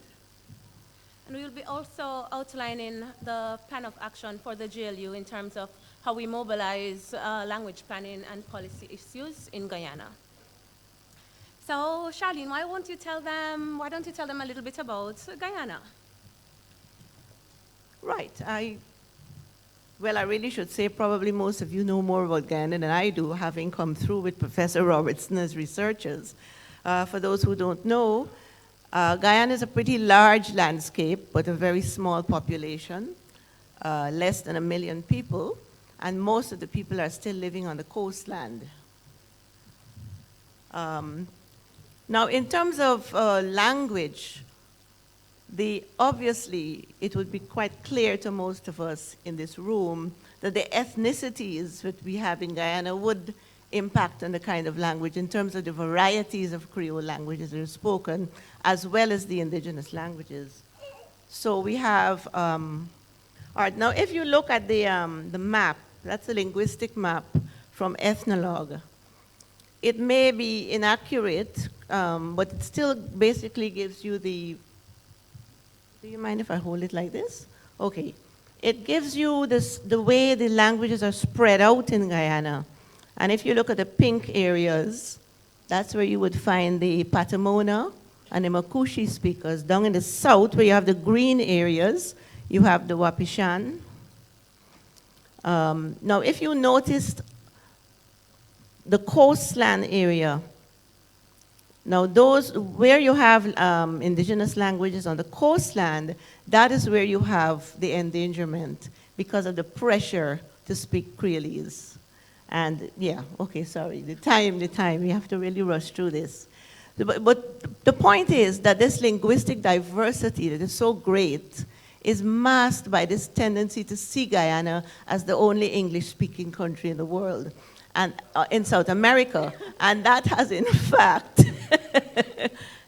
fact, affected the language policy itself. Now, we don't have a written language policy, but there's an assumption that everybody speaks English and should speak English. And that is, in fact, what this whole language rights movement is about. So we'll go into Charlene's personal journey, which led to her political journey on the ground in Guyana. Well, I mean, the personal journey that I would say was a linguistic moment for me that moved me from being what I would call a diglossic teacher was actually something very personal. And she actually walked in on her name. This is my daughter sitting over here. She came to Guyana at the age of 5. And 2 moments in my life, I would say 2 linguistic moments. She came to Guyana at the age of 5. 4, thank you. And 2 things happened. One day I saw her in the yard, schoolyard, actually was working in the kitchen. She would come home every day and be chatting away outside with her Jamaican friends. And I was conscious that she's out there chatting away. And then one day, I've never told this to her before, one day she disappeared. And I went outside because I had stopped hearing her. And I went outside and there she was with the children. And she was speaking like the children. So that was one. It was a really significant moment. Now, the other significant moment was my realization that I was a bit nervous about her taking on this language. The particular word that did it for me, or the particular phoneme that did it, was that E sound. And she had a friend that she used to say, Shumien.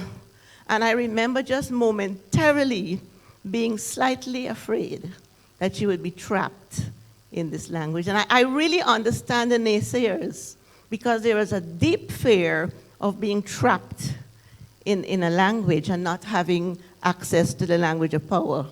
But for me, that was a moment that disappeared in no time at all. But it was that experience with my own child that sent me to look for Professor Devonish. So that's why I took so much time explaining it to you. Now, after she grew up, I returned to Guyana. She continued here, and I went back and worked at the university. Now, my activism began really just simply writing in the press. But then this key moment in 2011 happened when the Charter for Language Rights was ratified, signed on in Jamaica. I don't know how many people in the room were at that conference, but I was invited by Professor Devonish to go to that conference. And it built my own confidence about what I could do back in Guyana, because we now had the Charter. And initially, of course, the focus was always on children's rights in the school system, and most of my activism was really in the press, writing letters. And then 1 year, we had a very, and this is the importance of institutions and leadership, we had a head that was very supportive of what I was doing. And he said to me, let us do something serious in languages this year. And that's how the colloquium was born. Under the title, of course, Languages of Guyana, Theory, Policy, and Practice in Education and Beyond.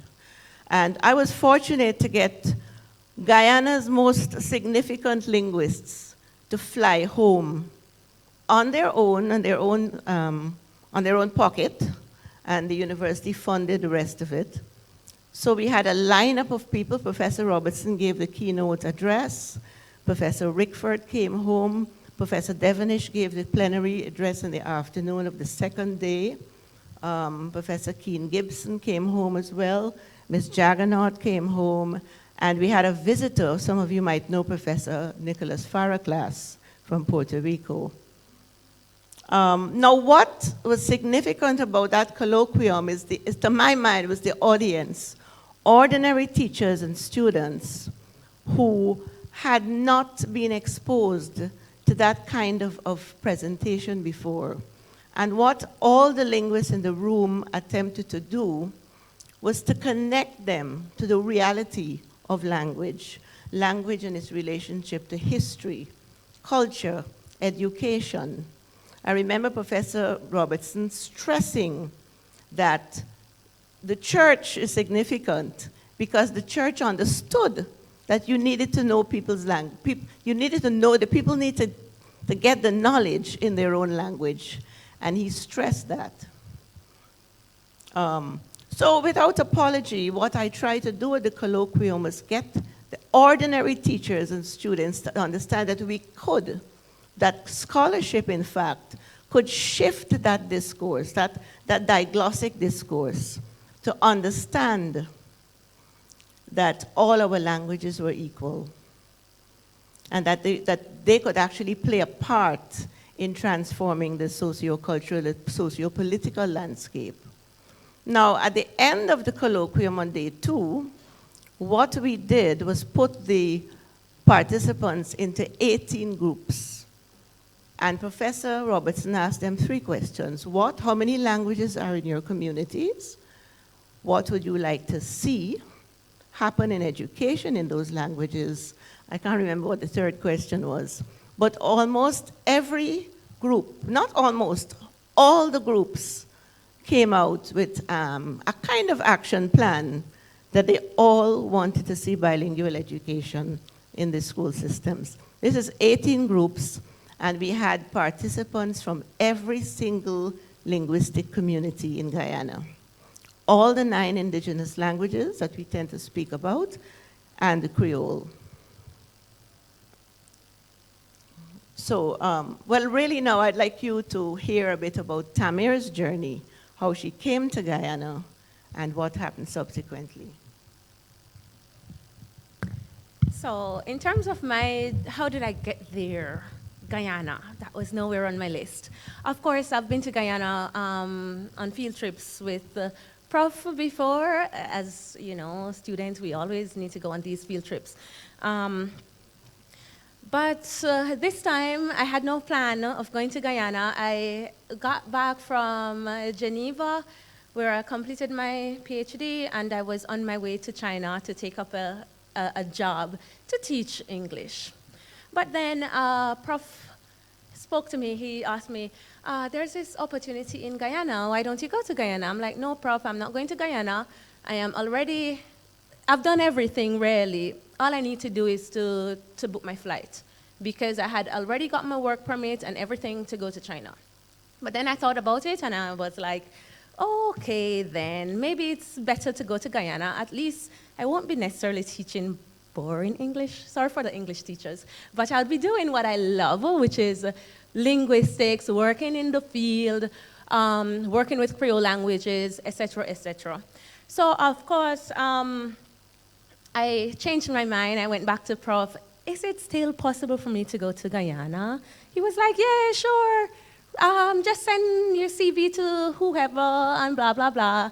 And it was done. And it was as simple as that. Of course, not so simple because of the bureaucracy. Well, not bureaucracy, but, you know, difficulties working on the ground in Guyana.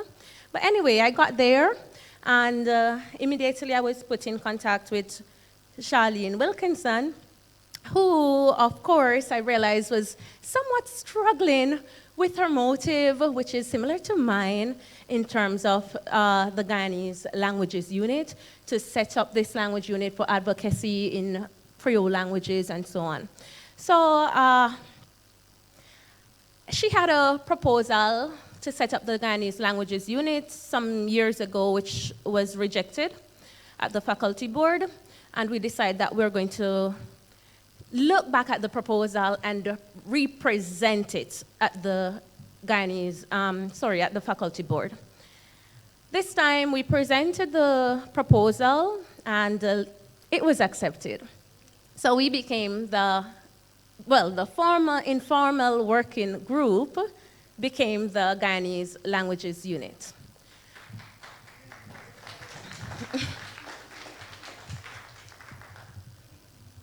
The languages unit is actually, in terms of where it is located now, we hope for it to change later, because we are in the language center, which is already a unit, really, that was there. I don't want to speak too badly about what's happening, but let me not mention that, which is in, sorry. Well, we're in the Language Center, which is in the Department of Language and Cultural Studies, in the Faculty of Education and Humanities, in the university. See how much layers we have to go to get to the Guyanese languages unit. Yeah, it's on top here because that's where we really want it to be. So what exactly who exactly we are in the Guyanese languages unit?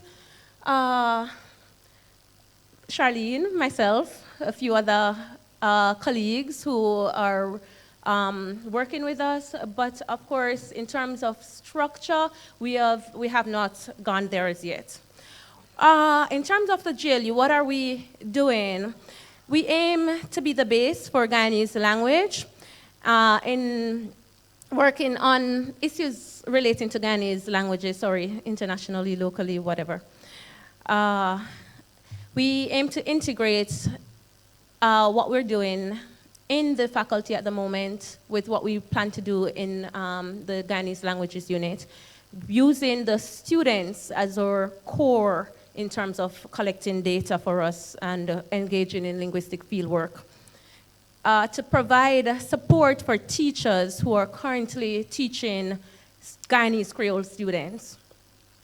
Integrate Creole and indigenous languages into the formal educational process, and also to study language rights and, of course, have research in the area. To date, what have we been doing? Continue the advocacy for language policy and change in Guyana, involving teaching literacy in Creolese, has provided interfaculty linguistic support, carried out research in language attitudes, and we've initiated the revitalization that Daidriah spoke about earlier. All right. In terms of the advocacy of language policy, we basically try to appeal to the media. So the print media, I just have a quick photo here of an article we did with collaborating with Prof. Devonish also in the Stabrook News. There is TV and radio broadcasts that we would try to engage in. We also use the internet a lot in terms of the websites that we created, Facebook, newsletter, and so on. And as a result of that, we have witnessed change in attitudes already. So last year, one student reported that Creole is a broken language, but this year, her perspective was different.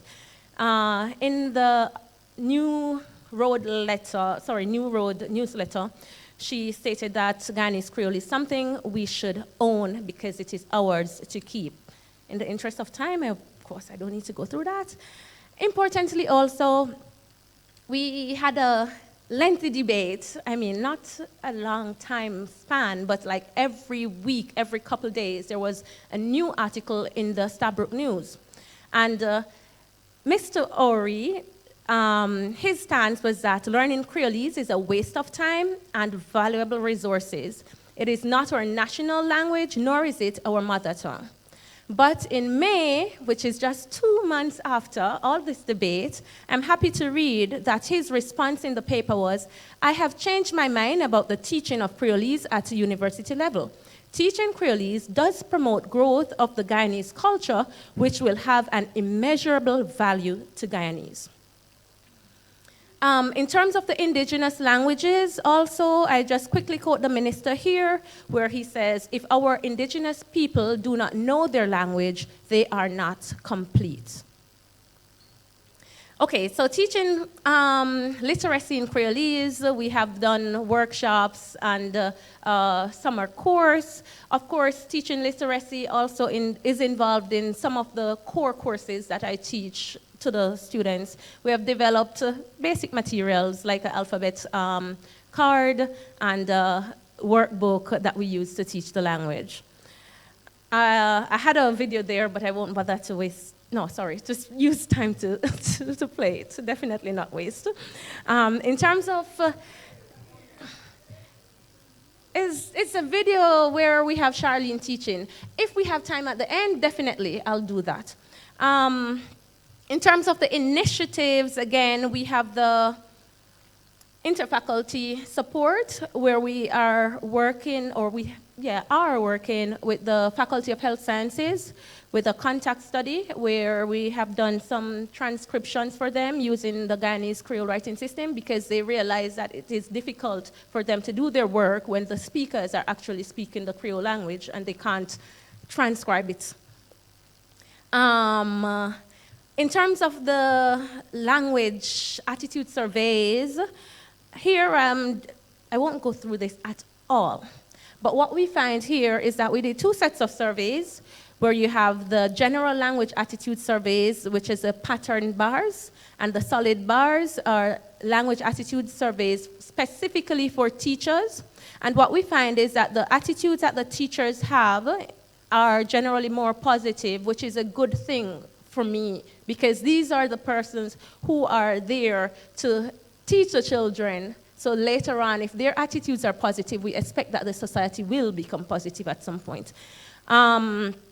This just continues the same point. For example, you have Guyanese Creole is a language. 79% of the teachers agreed, comparison to 54% of the general public. Revitalization, I won't bother to go in that because Daidriah has covered it totally. In terms of a way forward, we have just proposed here, time is up by the way, just proposed here a few things we can do in terms of the areas of research and what needs to be done. But before we close, I invite Charlene to read from Language and Liberation. Go ahead. I just thought because we were the last people, it would be perfectly apt for me to read the very last paragraph of this book, which speaks to almost everything that has been said in this conference. The state constitutes the political entity set up to govern these spaces. Where is it? The struggle has been, as documented in this work, that of defining the nation. Is the definition restricted to the tiny elite, which prides itself on control of the ex-colonial European language and its cultural values and practices? Or does it represent the mass of speakers of Creole languages and endangered indigenous languages and their cultural values and practices? If it is the latter, then the role of the state is clear. It should seek to protect, preserve, promote, and, where appropriate, even revive Creole and indigenous languages. Which nation, and I underlined this on the slide, but you didn't see it, which nation the state represents, however, continues to be in dispute. The struggle continues. And with that, we invite any questions. Sorry, I was so nervous.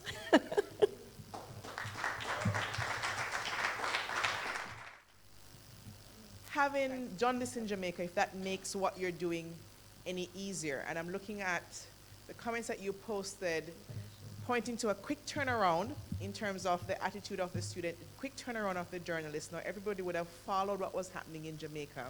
I know they're seeing the same thing happening in Guyana. Do you think that has anything to do with the shift in the attitude so quickly? Well, I would like to say, I mean, Professor Robertson would probably wrap my knuckles if I didn't point out that the Guyanese movement for language consciousness, language awareness really began way back in the 70s. And we might be bold enough to say that we probably were a little ahead of the Caribbean in that sense. What happened between then and now is still up for discussion. I don't know what it is that happened in Guyana. Mass migration of linguists, of course. Tamir is literally the only PhD right now in linguistics at the university. Thankfully, she is so young, and that hopefully she will not leave. That's the other thing. So that's the thing. She keeps threatening me every other week. So the shift, I really am very hopeful. I don't think the shift, I don't think it's so difficult to shift. So our presence here is a kind of mission. It's a mission to say, we need you. We need you back home, old and young, or whoever think the old. Because Guyana is ready, our students are clearly ready. We see that every day. Tamir has actually got 2 research students right now who have openly going to be doing Creole orthography and Creole literacy with their groups. All right, so if there are no questions, we've come to the end of this session. Can we give all our presenters a round of applause?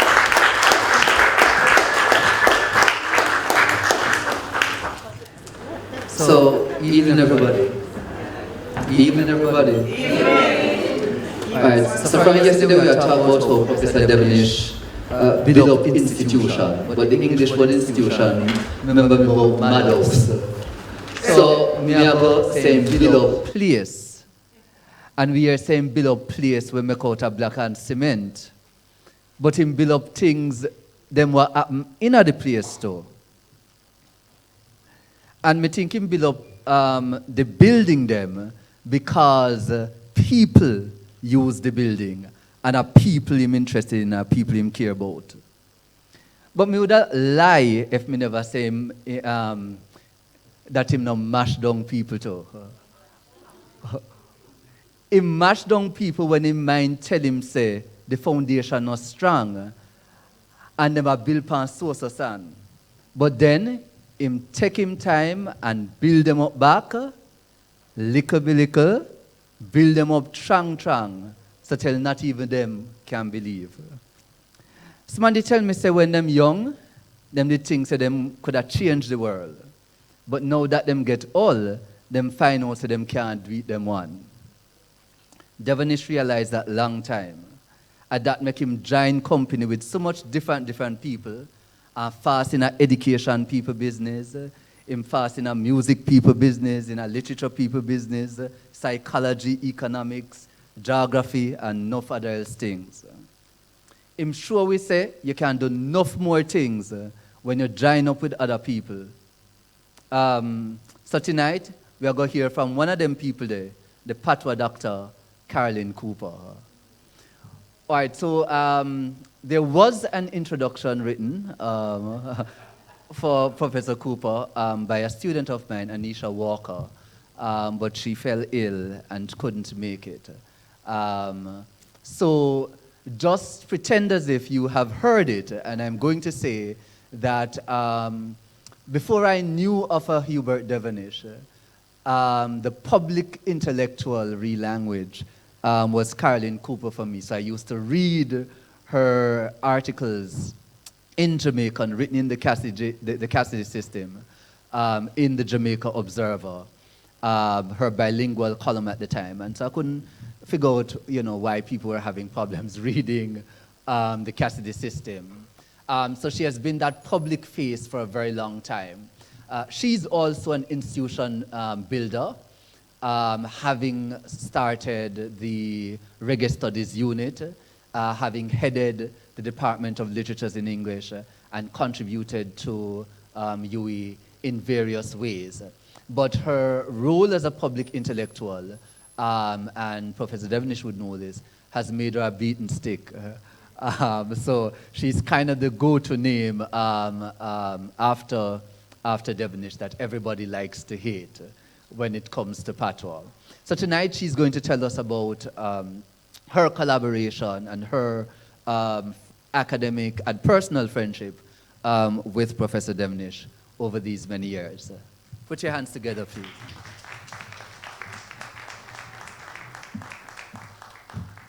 Thank you very much, Joseph. No, I'm not going to give you a theoretical account of collaborative research in the humanities. Instead, what I'm going to do is talk about the practical experiences that I've had working with Hubert. And don't panic, I'm not going to keep you here for an hour and a half. The day is long gone, and I admire the stamina of those of you who have been here from 10 o'clock. So I'm going to try to do a little, 9, rotted. So I'm going to have to do, that's almost 12 hours. So I'm going to do a little cutting and things so that we can move fast.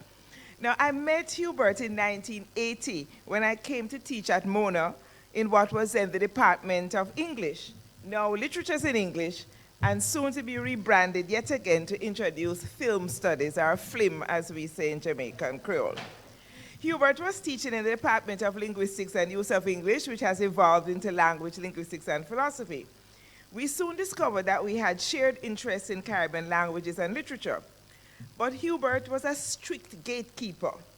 Linguistics was a science, and mere humanists needed to tread carefully and respectfully in this specialist field. Karen Carpenter wittily conceives her forays into linguistics as trespassing.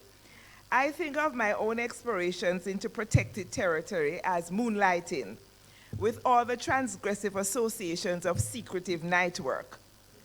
My rather elementary study of linguistics was a labor of love, and I felt completely entitled to follow where my heart led, even if Hubert disapproved, and he often did. In 1988, a long time, and it was amazing how time goes, I experimented with Jamaican as a language of literary analysis. And I must thank Dr. Velma Pollard, educator and creative writer, for inspiring that experiment. I was writing a paper on Sister in Theatre Collective's Lionheart Gal, Life Stories of Jamaican Women, edited by Honor Ford Smith. One morning, I went over to Velma's house and began telling her about it. At that time, we both lived in College Common, just one house apart. University housing provides a distinct opportunity for cross-disciplinary conversations, but not many academics seem to appreciate this fact. I said to Velma, me feel say Anna fix up what the woman them say.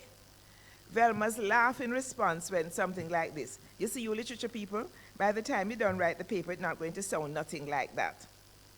I decided to take up Velma's challenge to write the paper in Jamaican. And because I'd already written a fair bit in English, I tried to translate what I had into Jamaican. That was a big mistake. When I read my first attempt to both Velma and Hubert, who also lived in College Common, and we used to chat a lot in College Common, they stopped me in my tracks. The Jamaican translation sounded stilted, bearing the markings of its English genesis. What I needed to do was to think the paper through in Jamaican, and that's what I proceeded to do. The final version, which is published in my book, Noises in the Blood, is bilingual. I certainly was not going to throw away the section I had already written in English. Now, I'm one of those academics who believes in recycling papers. My mantra is no good paper should be given only once. Especially if it's different audiences. You can't do all that work and give the paper one time. Anyhow, young people, you must learn and listen. Listen and learn. Okay. There's a clear linguistic fissure in the text which somewhat paradoxically attempts to cross the divide between Jamaican and English and between the oral and scribal traditions. So this is how I made the transition. Recognizing the dialogic nature of oral scribal and Jamaican English discourse in the story text Lionheart Gal, and seeking to narrow the social distance between the language of the stories and the language of textual analysis, I wish to engage in an experimental Jamaican subversion of the authority of English as our exclusive voice of scholarship. My analysis of the testimonies of the women of Sistine, their verbal acts of introspective self-disclosure, will now proceed in Jamaican. I use the Cassidy orthography, which differs markedly from the English-oriented orthography of the Lionheart Gal text. Quote, "We come together and talk our life story and put it in a little scene," unquote. As so Eva say, Sistine start off, I tell one another story. So you tell me tales, so tell you all, we find out that one story where I tell woman's story. The same thing over and over.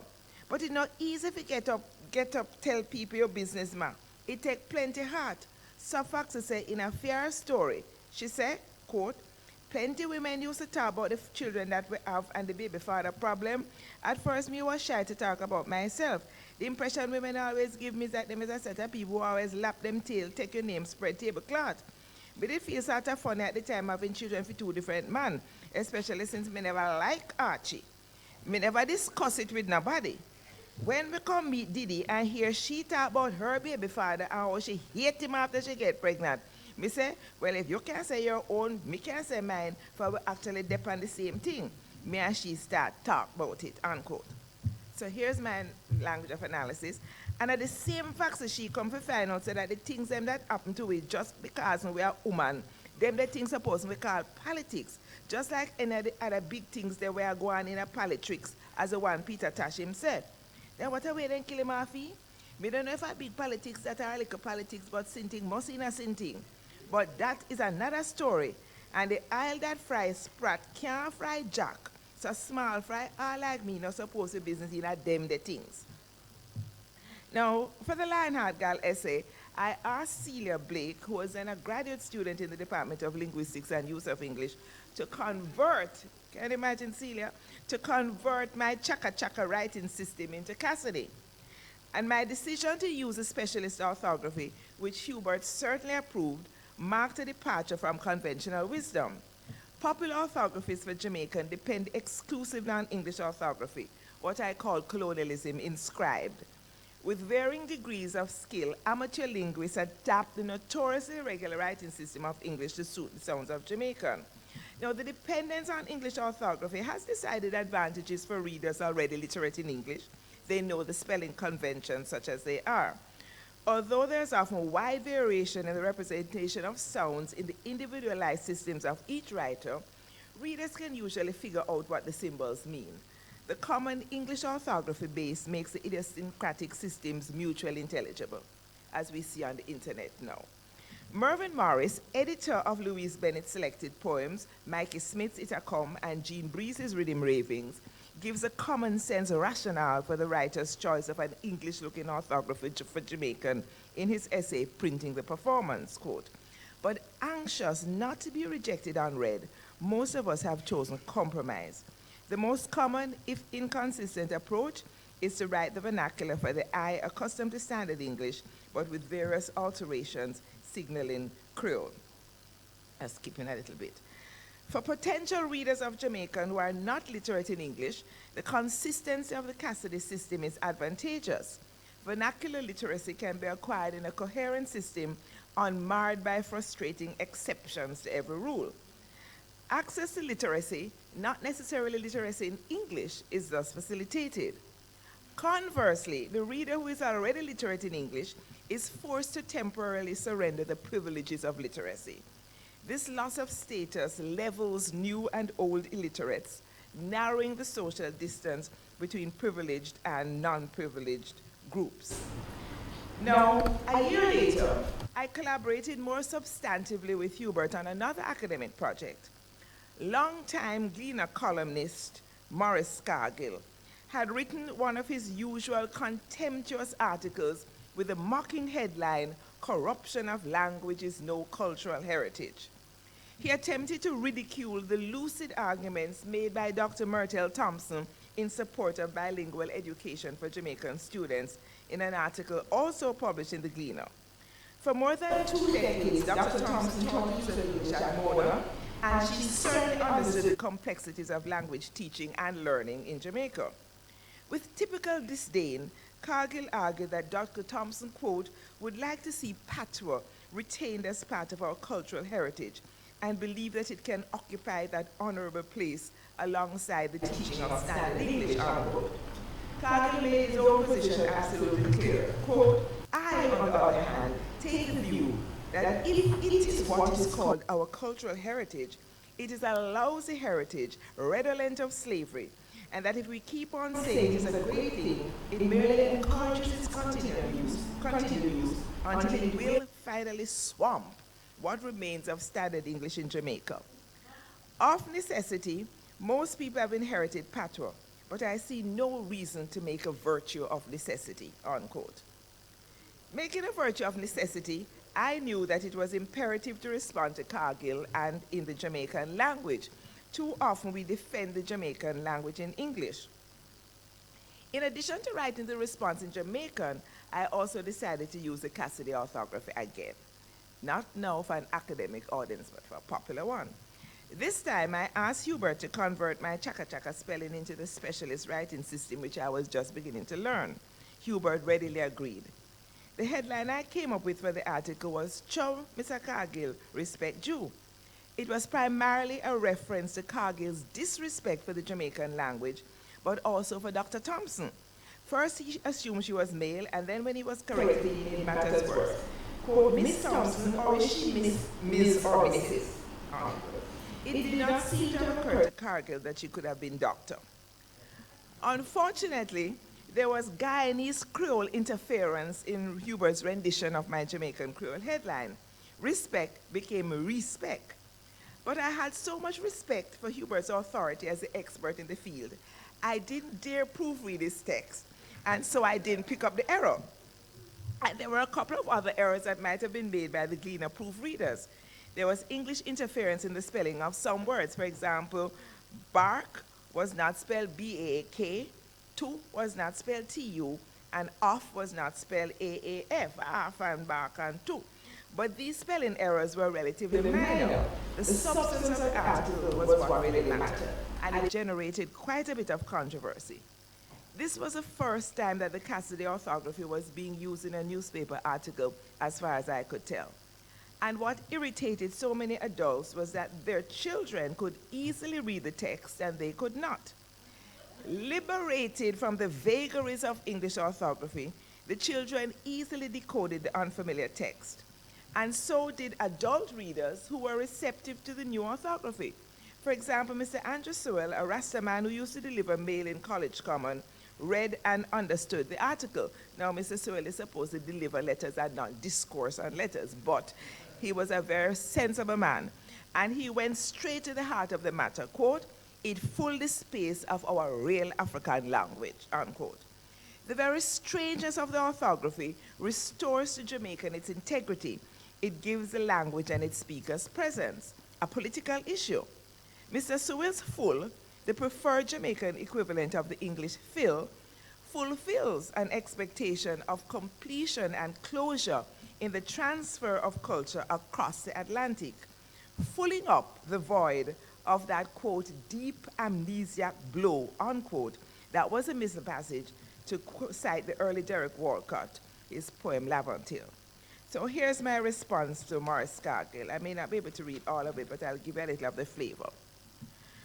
What a nice background man Mr. Cargill is, he? Look how I'm so sorry for poor, ignorant black people. No want no whole heap of backward people, this a walk about Jamaica, equal up themselves, and go on like say, them attack language just like him. Him a fool up themselves. No man. Mr. Cargill want the whole of we fi know we place. In what we fi know, say we come in like puss and dog. We can bark and bite and make nice and show say we becks and kin with it. But language, culture, what name so? We don't know them the high word master. Them breed a word don't go pass out a background mouth. Take for instance, you ever hear say puss and dog sit down and talk about how puss and dog talk nice? No man. Puss and dog talk like me and you, but then I talk about talking.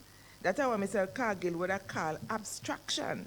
Me know plenty of Mr. Cargill big word them, you know. Me they go to good school and they have good teacher like Dr. Ms., Miss, Mrs., Mr. Thompson. Show Mr. Cargill, do better than that, respect you. Them the days teacher was a high something, a noble profession, and an honorable calling, not like the thief and liar them. Cargill was a lawyer. And the pay used to be little better, you could have lived off of it. And all in the country, the people in the district would have bring little food and little something for the teacher because them know how it go. Government could have never pay a teacher to take interest in your picnic. And because teacher, they just love to pass on the knowledge, why plenty of them did even bother. Money never come in at this business. Now it's a different story. And you can't blame the teacher them. Dollar slide and everybody a slide with it. Uncle one of you are the old time teacher them left back in the school them. The rest of them are selling insurance, or them are do management studies, or them gone to law school, or them turn minibus conductor, or them are do little higgler and all in the staff room, or them gone, we're all together, just like the nurse them. So nobody much not did if teach the poor people them. When if you come to university, can talk to the teacher them, where I teach the teacher them, where I go there, if you go teach. And nobody blame patwa. For if them was a pay teacher a little better money, plenty of them people can talk nice English would have out there teach. So Mr. Cargill, we're glad you're sorry for it. And we're glad to see how you take poor people interest to heart. But you know, sir, me always frightened when me hear say them I said mongoose to look after chicken. Yes, sir. I know Mr. Cargill, you must feel like you said if we will talk in a language. And since we talk that they talk, we can talk English too. So they must think say we can read Gleaner. So them can go and throw word power in a Gleaner because we not buy Gleaner. Well, now that other people are trying to set the record straight, you know, sir, some of the ignorant black people, they might have stopped by Gleaner till the people them where sell Gleaner start to treat you like so we are smarty and not puss and dog. Mr. Cargill, for your people them say sticks and stones may break my bones, but words will never harm me. Well, for my people not that fool. We know say a true word by any other name smells so a same way. I know they should have remember say what joke for not dead for you because we know say a man like you could have never that fool if you go believe say that Jamaican patois or language. You just say them the thing to make people blood boil and for low rate to make we feel say we are not nobody. Well, we can't stop it from laugh after black people. But since you bring up the slavery business, we better remind you, say, at the same back of people, them, where laugh after black people language now, that they stop African people from talking their own language in Jamaica. Because they never want, we feel band together and talk, so we could have planned out to kill them off and get away, like them and ruin them. And it's only because what is few can't be unpure that we shape up, we own a language out of what we bring in our head, mix up with what then they force and power we, and we're not going to make nobody take it from we, is with history and with culture, and we make it original Jamaican, and feel with language. We will try to learn Mr. Cargill people them language because it suits we. Everybody everywhere try to learn English. And plenty of we in Jamaica feel say English and feel with language already. Then beat it in a way, and we take it turn back from them. Whenever you hear about Caliban, go read Shakespeare, The Tempest. For a long time, Shakespeare, him did see what was going to happen. We turn around so cuss English people them in their own language. And if you go read what George Laming him writing at The Pleasures of Exile. But Mr. Cargill, make me left it to Miss Lou. She will fix your business. She say, bands are killing. So you're the man me hear about, are you them say I take all of English words so that you're going to kill dialect? Let me get it straight, Master Charlie. For me not understand. You're going to kill all English dialect or just Jamaica one? If you're equal up with English language, then what make you going to feel inferior when it comes to dialect? If you can't sing Linguistic market and water come at your eye, you have to tap sing all lang syne and coming through the ride. That language where you're proud of, where you honor and respect. Poor Master Charlie, you know, say that it spring from dialect. That then start to try turn language from the 14th century, 500 years gone, and then got more dialect than we. You have to kill the Lancashire, the Yorkshire, the Cockney, the Broad Scotch, and the Irish brogue before you start to kill me. You have to get the Oxford Book of English verse and tear out Chaucer, Burns, Lady Grisel, and plenty of Shakespeare. When you don't kill wit and humor, when you kill variety, you have to find a way to kill originality. And I know you that read the English book there by yourself, for if you drop a H, you might have to kill yourself. Classic. Classic in the soup. All right. So, all right. Now, Hubert, where is it now? Come on, shut up. Now, Hubert had written notes to the orthography, which should have been placed at the beginning of the article. Nonsensically, the notes were placed at the very end with the original description intact. Notes on the Jamaican Creole system used in the following statement. Clearly, nobody on the editorial team at the Gleaner was taking the article seriously.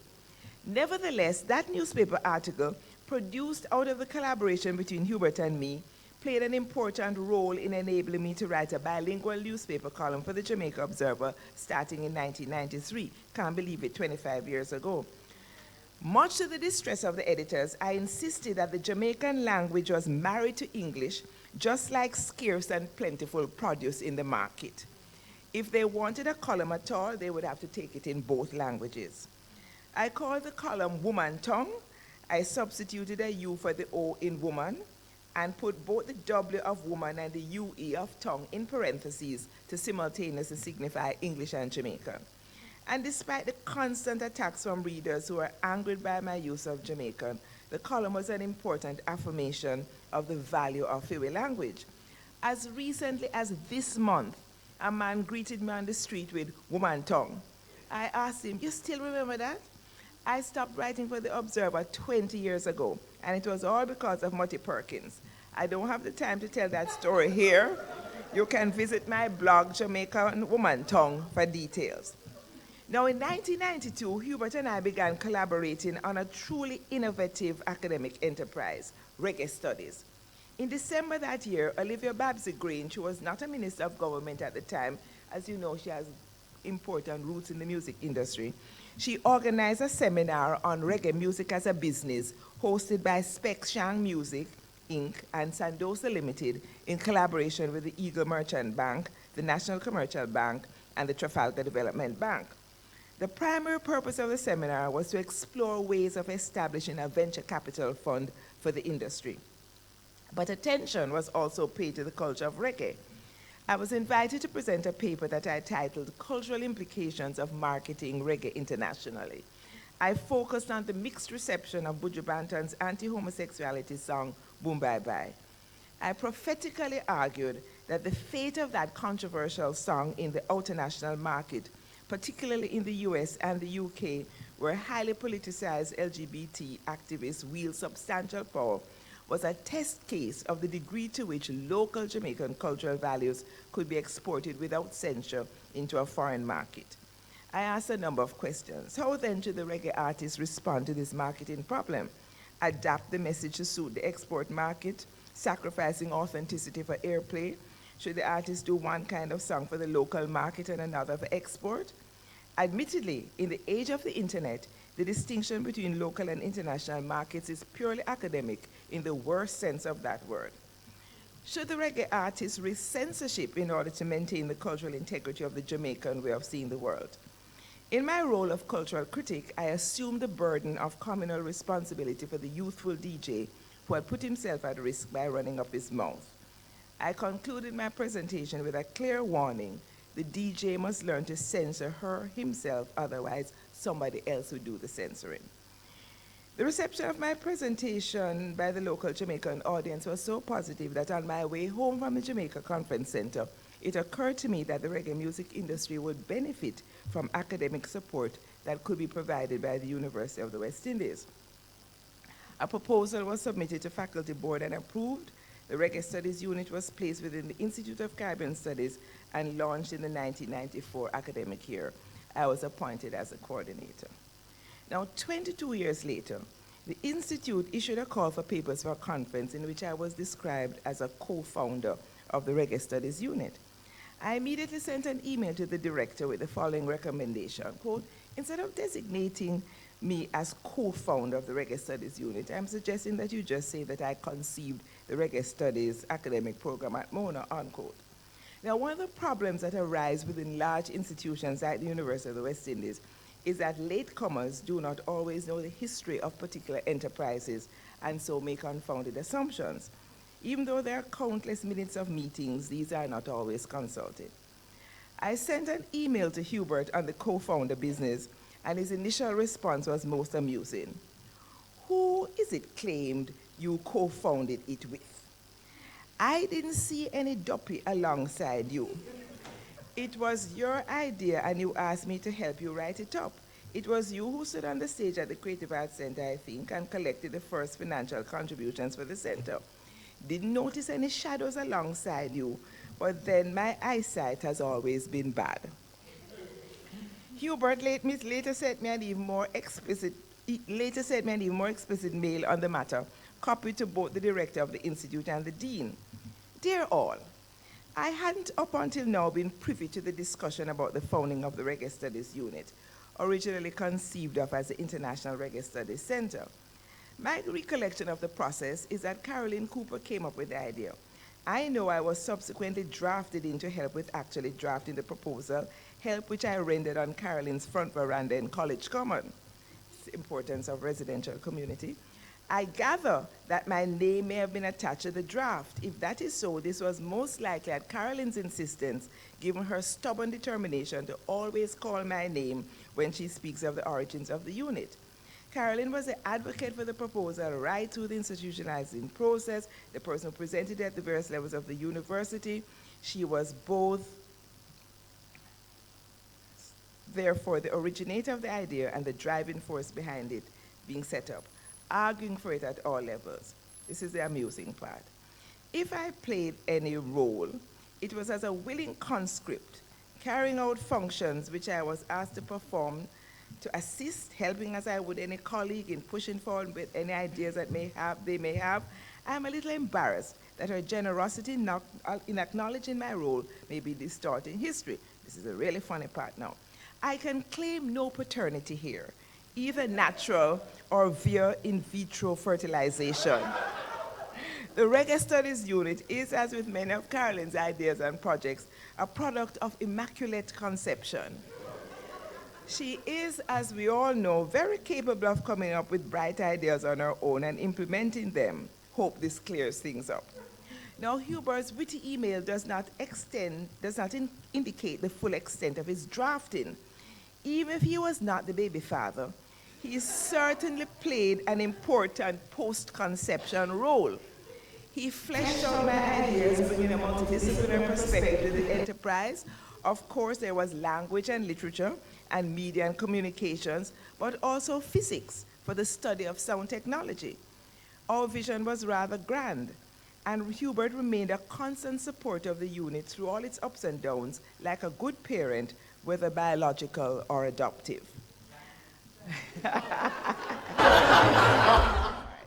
Another important collaborative project I did with Hubert was a news report for Mutabaruka's Cutting Edge program on IRA FM. In the late 1990s, Muta asked me to do a weekly report in Jamaican. Neither Muta nor I can remember the exact date. We are both senior citizens. I immediately invited Hubert to help implement the proposal. At the time, the Gleaner used to publish on Sunday a summary of the big news stories from the previous week. I suggested that we translate that Gleaner summary into Jamaican. Hubert agreed and recruited Myrtle Thompson, Jean Wellington, and Danais Juggernaut to assist with translating. We called the resulting program Big Things Last Week. It was very popular, but ended because there was no funding to sustain the work of the enthusiastic volunteers. Now, that project may well have planted the seeds for the much later media work done by the Jamaican Language Unit to broadcast the news in Jamaican. Then in 2014, Hubert asked me to co-host with Tien Robinson a public affairs program in Jamaican on News Talk 93. Again, it was very popular, but it did not last. Now, Hubert also collaborated with me to co-author a chapter of my book, Sound Clash, Jamaican Dancehall Culture at Large. We call the chapter The Dancehall Transnation, Language, Literature. Oh yes, here it is. Yes. Yeah. Yeah, use, man. Yeah, plenty use. Yeah. Back it, back it, back it, back it. Back it up, back it up. Tune in every Thursday. Pull up. Big things are going for Jamaica. On News Talk 93 FM. So tune in every Thursday, 4:13 in the afternoon with Charlene Cooper and Tien Robinson. And you see if you don't get to listen then, catch it again. Every Saturday, 3:13 in the afternoon. Big things are going. A program will look on the things we are going in a Fubi country in a Fubi language.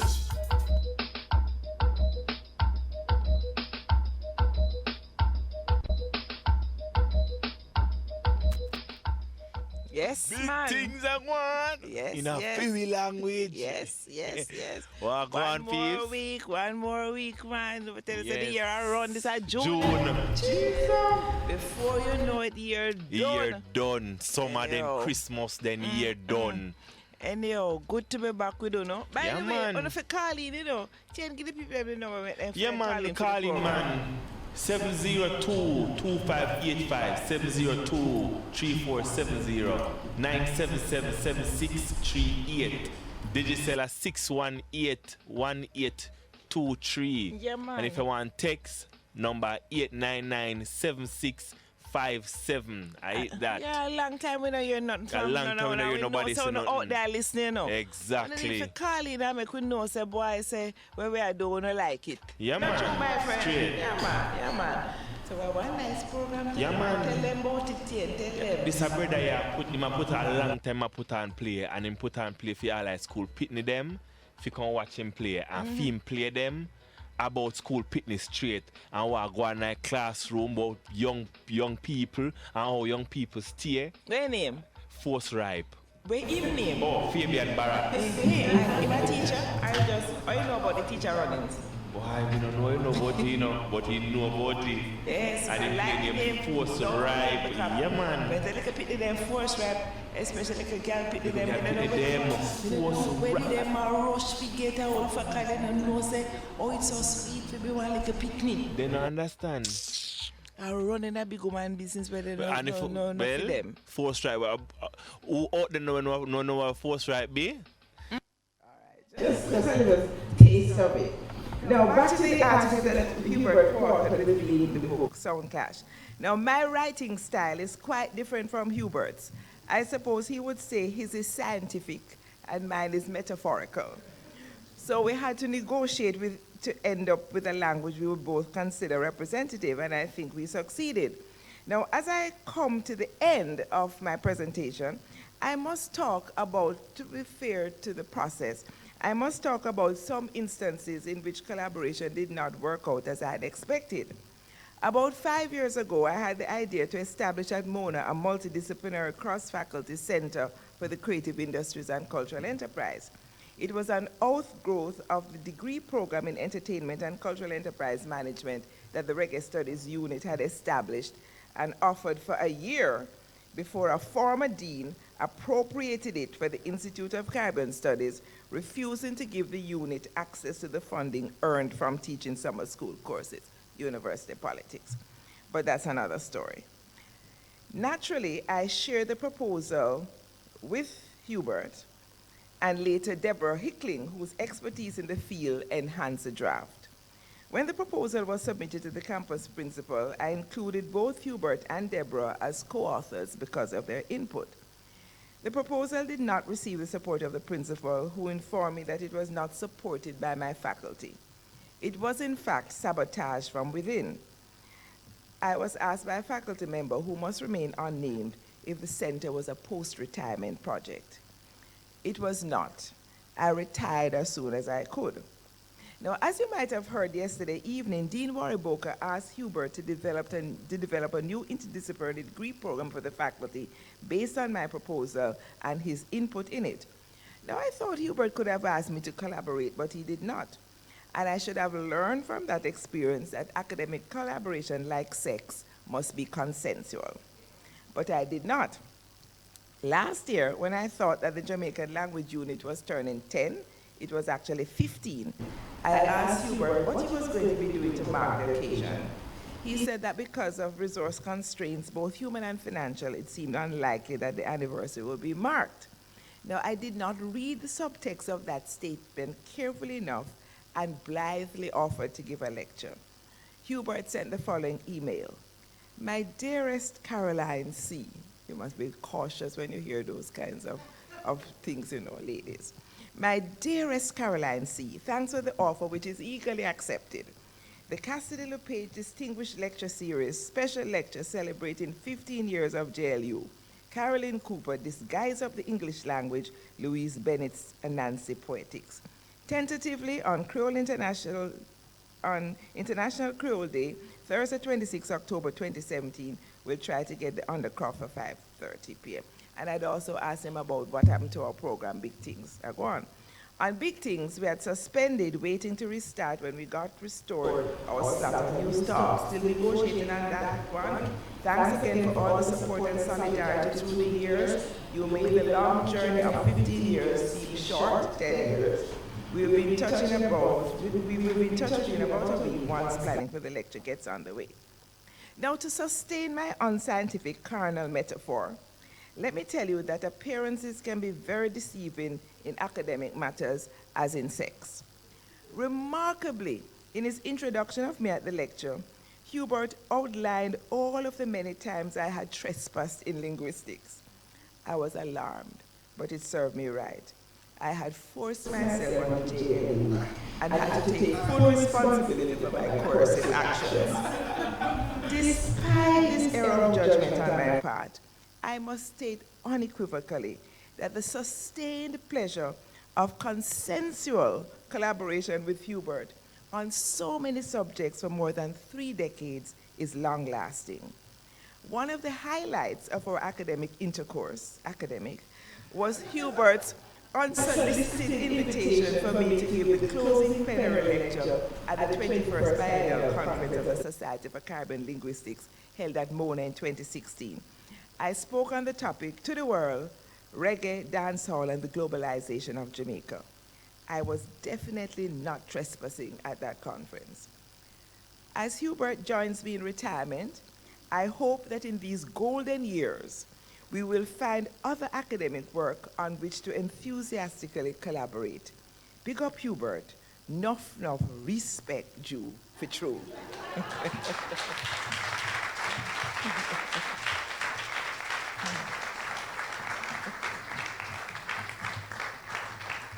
Okay, so thanks, Professor Cooper. We'll take just a couple questions because the day is long spent. Anyhow, we're back to our 8 o'clock closure. Yes. Wow, yes, Professor Cooper, I really love that presentation. Thank you know, as always, your words continue to inspire me and a number of the other linguists here, definitely. So when I was coming to the campus this morning, I was coming from Portmore with my mother, and I was telling her about the conference so far. And I was telling her that Professor Cooper is speaking tonight. And she said that day one day. So, that was nice in comparison to some of the things that people say about me. Trust me, it's mild, based on a lot of the comments I've seen in the newspaper. Yes. So I said, where Professor Cooper do you know? And she go on and on, but she couldn't pinpoint a specific idea or thing that you said that pissed her off. Fine? She just said that day one day. And then she kissed her teeth when I started to question her, where Professor Cooper deal. And I've had discussions like this in the past, you know, with other persons, and I tell them that what Professor Cooper has done is not very different from what Louise Bennett was doing, and people love Louise Bennett. And a part of me wonders if maybe if you did a swing your hips in bandana, your skin a little bit lighter, and you had a basket on your head, if people would somehow appreciate the fact that what you're doing is not much different from her. No, you see, Jamaican is appropriate for entertainment. Yeah. It's when you take it out of that domain now and bring it into academia, all the work that Hubert did with the Jamaican language unit. I just had to, I'm writing a response to Daniel Thwaites for Sunday, which I'm calling Daniel Thwaites channeling Morris Cargill, because it's the same foolishness from Morris Cargill that Daniel Thwaites is back with. And, the whole idea, he actually said something about, hacking through Patois Bible, is time that could be spent on something else. And even that metaphor of hacking through suggests that reading in Jamaican is not an intellectual exercise. It's like hard labor. And so hard manual labor, and so, it's a real issue. But what can you do? What can you do? Looking back at the sweep of your intercourse academic with the Jamaican language unit and linguistics, is there anything that you would have done differently? What would that be? And tell us about not it. Really. Any regrets? No regrets. I feel that I was a good advocate. I had access to the media, and I used to use it to try to popularize a lot of the work that Hubert was doing as a linguist. And, on many occasions he was able to write on his own behalf. But you see, I think to some degree academic discourse tends to be a little inaccessible in the media. And I learned early that you don't have to use big words to talk about important subjects. I'm not throwing words on him. I'm just saying in general, so, and I think I've tried to use the opportunities I've gotten. Now, if you want to go way back to say what I would have done differently, perhaps when I came to university as an undergraduate, if I knew then what I know now, I might have done linguistics instead of literature. But then linguistics is not as sexy as literature. And literature got me into cultural studies, which is very hot, So I'm not so sure that I regret having stayed in literature. In fact, when I came, I was actually accepted to do modern languages. And then when I realized that modern languages was actually studying literature in a foreign language, I said, well, why am I going to be studying literature in a foreign language when I can study it in my own language? There's a part of me that is very lazy, and I decided to go and study literature in English rather than in French and Spanish. So I can't think of anything that I would have no do-over. Maybe it sounds a little too self-satisfied, but I feel I've been very fortunate to have had the kind of trajectory I've had. And my collaborating with Hubert gave me access, to another way of packaging the ideas that I had. Because anytime I would send them a draft of the thing, this makes sense, and it would boof me sometimes and say, all right, go on, And even quite recently, I wrote a column in which I described the Cassidy writing system as phonetic, and he immediately said, man, it's not phonetic, it's phonemic, and that is good. All right, so let's thank Professor Cooper again. And thank you for being so attentive at this hour. Much appreciated. I just want to say that reading your articles in Patois, earlier in my life, I find that it actually helps now in my career, because you do find that most persons don't like to read and they don't understand the English language, even at the highest level of society. Now, when you level with a customer using Patois, it resonates better with them, and because of you, I understood that early before even going into the working world, and that has helped me tremendously. So I just want to say, continue with the advocacy. It is really appreciated. Thank you very much. Okay, and with all the talk of intercourse, from time to time when I speak to Prof, I'll talk about, either his son or his daughter. And he'll say to me, for some strange reason, he has all these children that he never had the pleasure of making. Okay, so we have one final thing to do, and I'll try to do it quickly. Thanks to a team that includes myself, which is weird. The organizing team made up of Dr. Kadian Walters, Dr. Celia Blake, Susanna Campbell. I'd also like to thank the Dean of the Faculty of Humanities and Education, Waibinte Wariboko, the head of department for the Department of Language, Linguistics and Philosophy, Ingrid Bakarin, the admin staff of the department, especially Ava Mundel, Yvette Mundi White, and Donick Salmon, the students of Ling 3399 and Ling 3201, who helped out with registration and other organizational matters, MITS, for being very patient with us, for being here, for the 2 full days before us and after us, recording. Peter Watson for setting up the Zoom link. This is the best I've seen it work in all the time. We should pursue it more. Kwame Thomas from the faculty office, who had to do all of the rescheduling of classes which would have taken place in this room. Bernadette McPherson, Simone, also Dr. Karen Carpenter and Professor Caroline Cooper for their plenaries. The persons who chaired panels, Aisha and the Peace Corps group who provided entertainment yesterday, the Preston Entertainment and Cultural Ensemble, maintenance for providing sound for us, and of course to you for being a very gracious, a very patient audience. And the caterers.